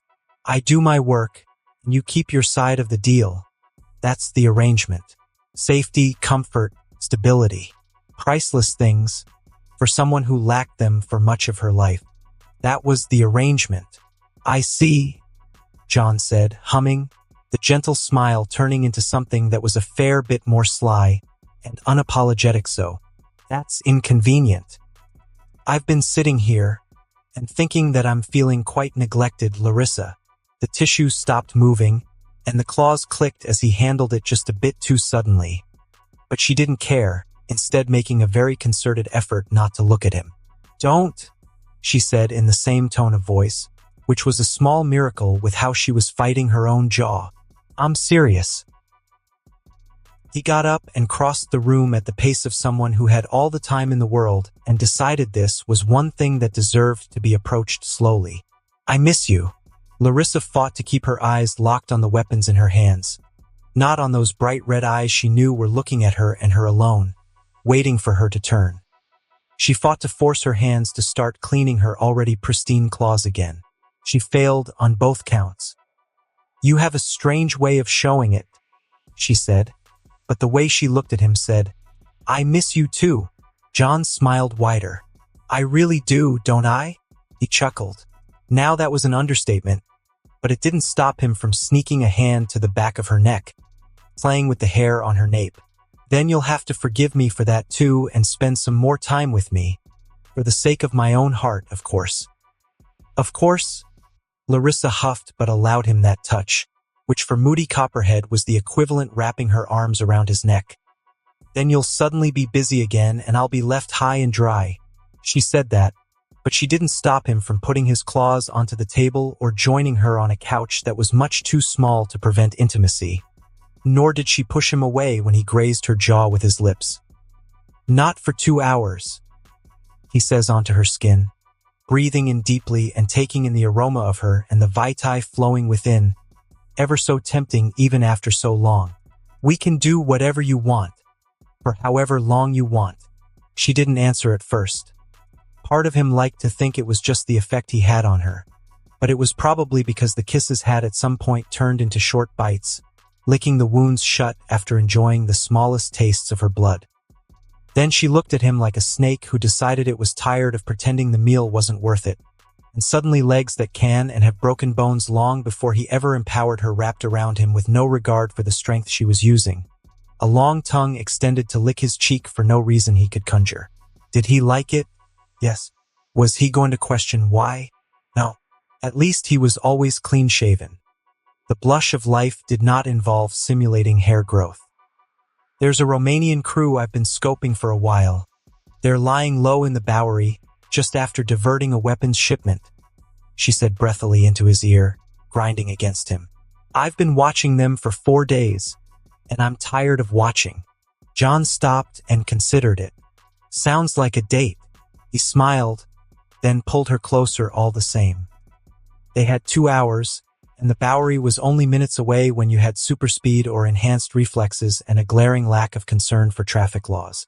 Some things deserved to be taken slowly.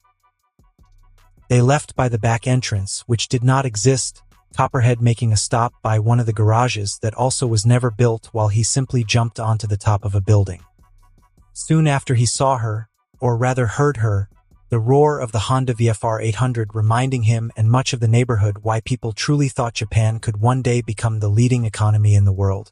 The black bike was taken to its limit when driven by someone with genuine superhuman reaction time.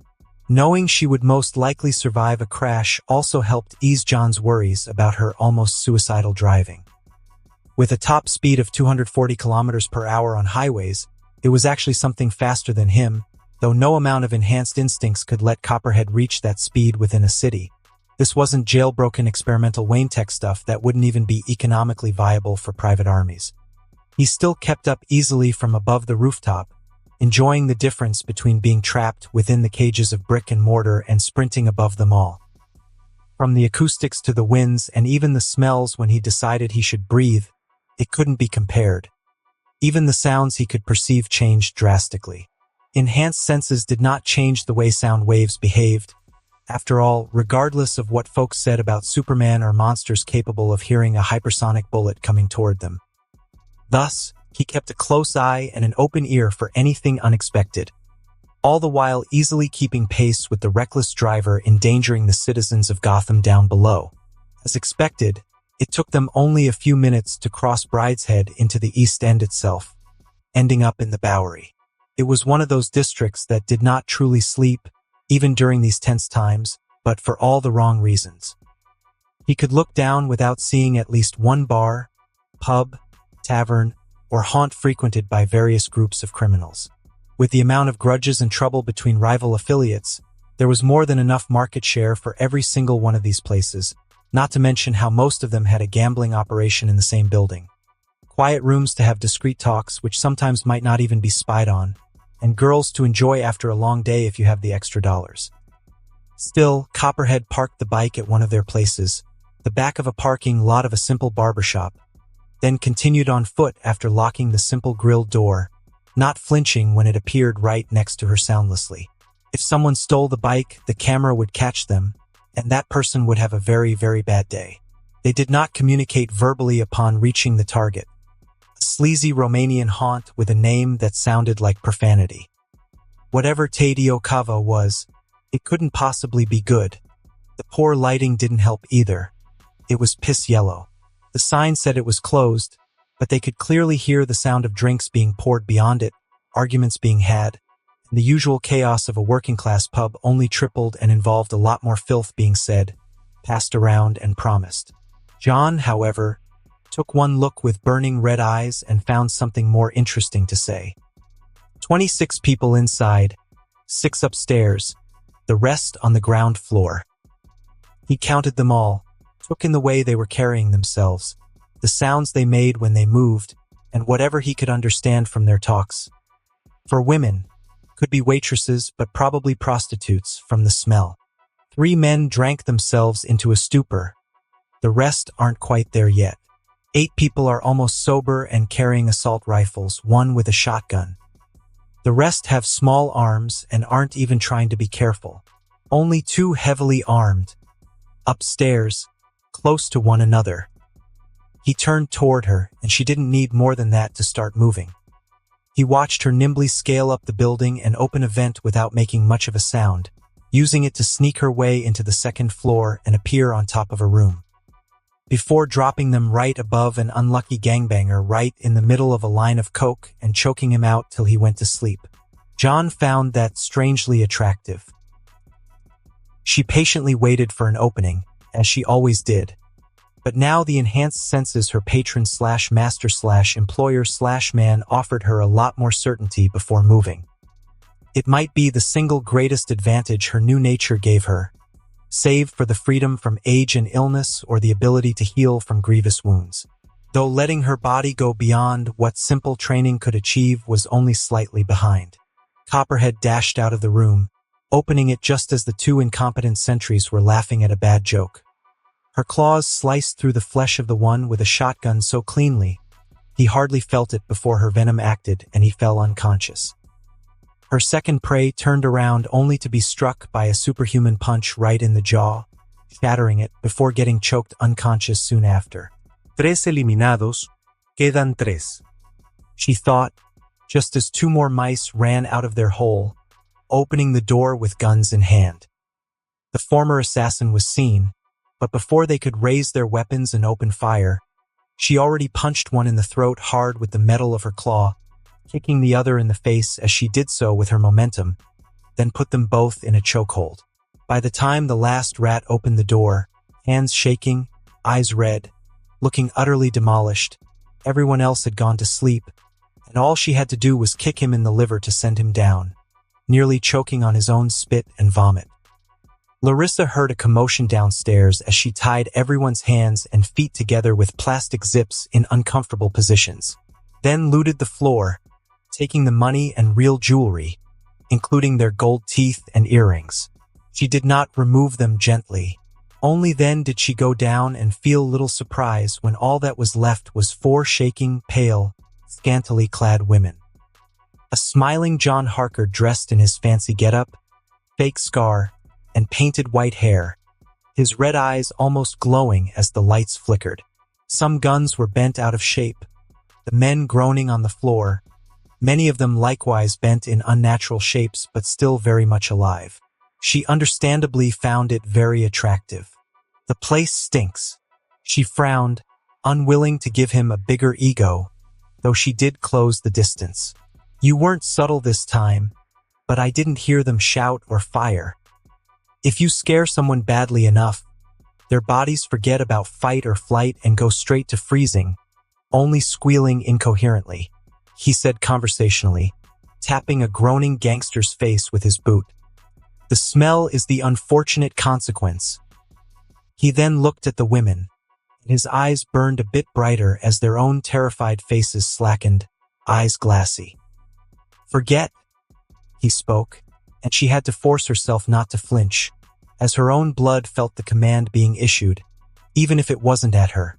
The blood remembers. It would never stop being unsettling. The way he could make someone's memories just go away. A cowardly part of her wondered if he ever did it to her, but she knew better. John Harker was many things, but he wasn't someone who would abuse loyal subordinates, least of all her. "And reconsider your life choices," he followed up, though the strength of the command was lesser as the words increased and the complexity grew. He put a couple hundred in each of their pockets, and then the fire lessened, though she felt the sheer awe he sometimes exuded with even the most mundane actions rise once more. The Harker Foundation has programs for people in your situation. Go home and enter one. She felt her lips curve ever so slightly but decided not to school her features this time. Yes, her boss wasn't that kind of person, even if he tried to pretend he was. "Should I call someone to take the guns?" Larissa asked instead, looking at the AK-47s on the floor. "They are probably in the basement or some back room." "No need, we already have more than enough weaponry. There would be plenty in reserve even if we tripled the amount of armed collaborators and security personnel." John shook his head, pulling out a burner phone and texting an associate, who in turn would move and tip the police with another burner. Always 2 layers of separation, as is standard protocol. "Let's just take their money and go back to base." "Already done?" She grinned. A small wicked thing. Remembering the whimpers as she ripped away their fancy teeth and earrings. The jewelry too. John even kissed her as thanks. It was indeed a pleasant evening.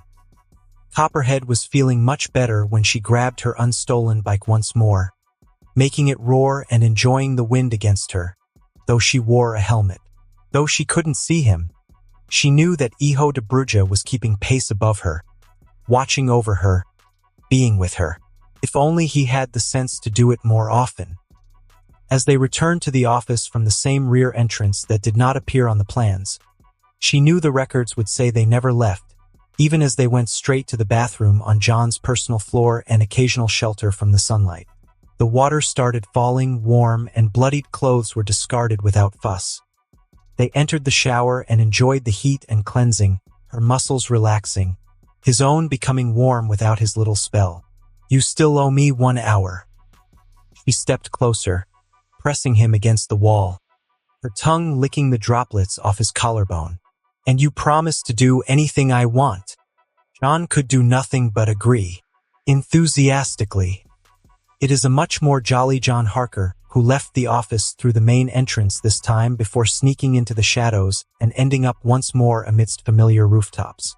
He dashed at full speed, smiling and content, feeling lighter than he did in a long time. He almost wished he had taken the scenic route when he quickly reached the safe house where Killer Frost had been left to marinate, ponder the life choices that saw her almost end up as a humanoid rotisserie chicken in the madhouse, and consider his more than fair offer. It was one of the nicer apartment complexes in Brideshead, one of the first he had renovated by his crews, and rented out at sub-Gotham prices to some loyal men and their households, though he obviously kept a couple units for his own usage. John went up to the 4th floor and unlocked it, making sure it was loud enough for her not to be startled and try to freeze a moving corpse. He wasn't sure the blood inside her was thick enough to stop her this time around. It had been a day. He stepped through the apartment, which now felt a bit more lived in. The kitchen had been raided, and towels were left on the bathroom door, though he was surprised to see she was still in bed, which was fair. Still wearing the same shirt and nothing else, holding a big spoon and a large box of dark chocolate ice cream, watching none other than Vicky Vale for the Gotham Gazette reporting on the assault on Arkham and looking like she hasn't slept in 30 hours, counting the casualties among inmates, security guards, police, and the many, many wounded during the whole thing. "You're back," Louise said, barely looking at him when he entered. Her voice is low and subdued and a bit raw, like she hadn't said a word since he left her. But from the way her furrowed brows eased and the lower tension in her jaw, It was clear that she found the end of her solitude relieving. That was ideal. Your offer, I'll take it, Killer Frost says before he could start with some pleasantries or try to get into her good graces a bit more. I know you're hiding a lot of shit, but if what you promised is real, then I'll do it, I'll work for you, and you better not be lying. Her last words were a threat but carried no heat, pun intended. Well, if she's being that candid, then I'll give her the same courtesy, John thought, once more defaulting to being relatively cash money with his prospective ghoul. I have many secrets. Some of them you'll figure out on your own. Others I'll tell you when I can, he says honestly, his eyes a brighter blue than hers, but not trying to hide his expression, nor evading her gaze. Many of them I'll never speak out, not even in 100 years. There are things that you simply do not need and would not wish to know. He kept looking at her before dropping the veneer of humanity and making his eyes glow red once more, almost slitted and utterly inhuman or metahuman, as everyone around assumes upon seeing him. Because Gotham and the whole world had their rules, and they said that freaks with powers were a known quantity. They were metas, they were mutated, they were urban legends. Sometimes all three, but they never were creatures from folklore. But one thing I would not hide is what working under me, what working with me would mean. He continues, not understanding why she somehow was more relaxed when he showed those fearsome eyes but unwilling to question it yet. Age and sickness would no longer be an inevitability. Betrayal itself would become an impossibility due to the innate nature of our bond. You would gain strength of body and mind, the ability to heal from wounds even without my direct presence and help, and perhaps a growth in your own powers. Killer Frost simply looks at him, her gaze softer than when he entered, even as she calculated what his words meant, even as she found herself forced to believe that it was real. Her hand touched the skin on her arm, feeling it and exhaling softly before nodding. How does it work? She asked, steeling herself as she looked at him. John smiled, a pleased thing that only barely tried to mask the extent of his satisfaction. It can be done two ways. He spoke softly, unconsciously releasing the slightest bit of his presence before pulling it back, knowing it was not needed. The pleasant way and the very pleasant way. She looked at him coolly, unimpressed, and raised a brow. Really? He nodded, approaching. Really? He crossed to the bed, looking for a sign of regret or discomfort that never came. She did not move away, which was its own kind of answer. She didn't push him as he cupped her chin, caressing it before tilting it up with 2 fingers, feeling the almost pleasant cold of her skin. Not the absence of heat he experienced when he wasn't under the blush of life, but something from within her. Nor did she reject him when he stroked her cheek with his thumb, then tilted her head ever so slightly, gently coaxing her to bare her throat, marveling at the cold feeling, the heat being negated by the power within her. He pressed a soft kiss there, as his preference, before licking the skin when his fangs soon sunk, feeling the cold, feeling her taking a breath, feeling the blood flowing, a vitae the likes of which he had yet to discover, and then his teeth found the place they were looking for, and nothing in the world could have stopped him from biting. So he drank, and then, everything. She was cold and bright and tasted like power and something cold and fresh and almost electric underneath it, the specific signature of her power woven through everything, and he had not expected that and found it extraordinary. Somewhere at the edge of his awareness, in the visual register that only he could see, something flickered. A sound, a notification, though it sounded more like a whimper in his ears. The last remnant of something that had once presented his own power to him in a format his transmigrated mind had found legible and logical and safe. The system is a framework, the kind of scaffolding you put up when you're building something and take down when the building can hold itself. He had not needed it for a long time. He knew what he was. He knew what he was becoming. The sensation in his blood, the cusp of something expanding, some new articulation of power pressing at the edges of what he currently was. He could feel that clearly, directly, without any interface between him and the knowledge. He didn't need the display, so he closed it, There were moans, and he did not know if it was hers or his. Perhaps it was both, but he did not care.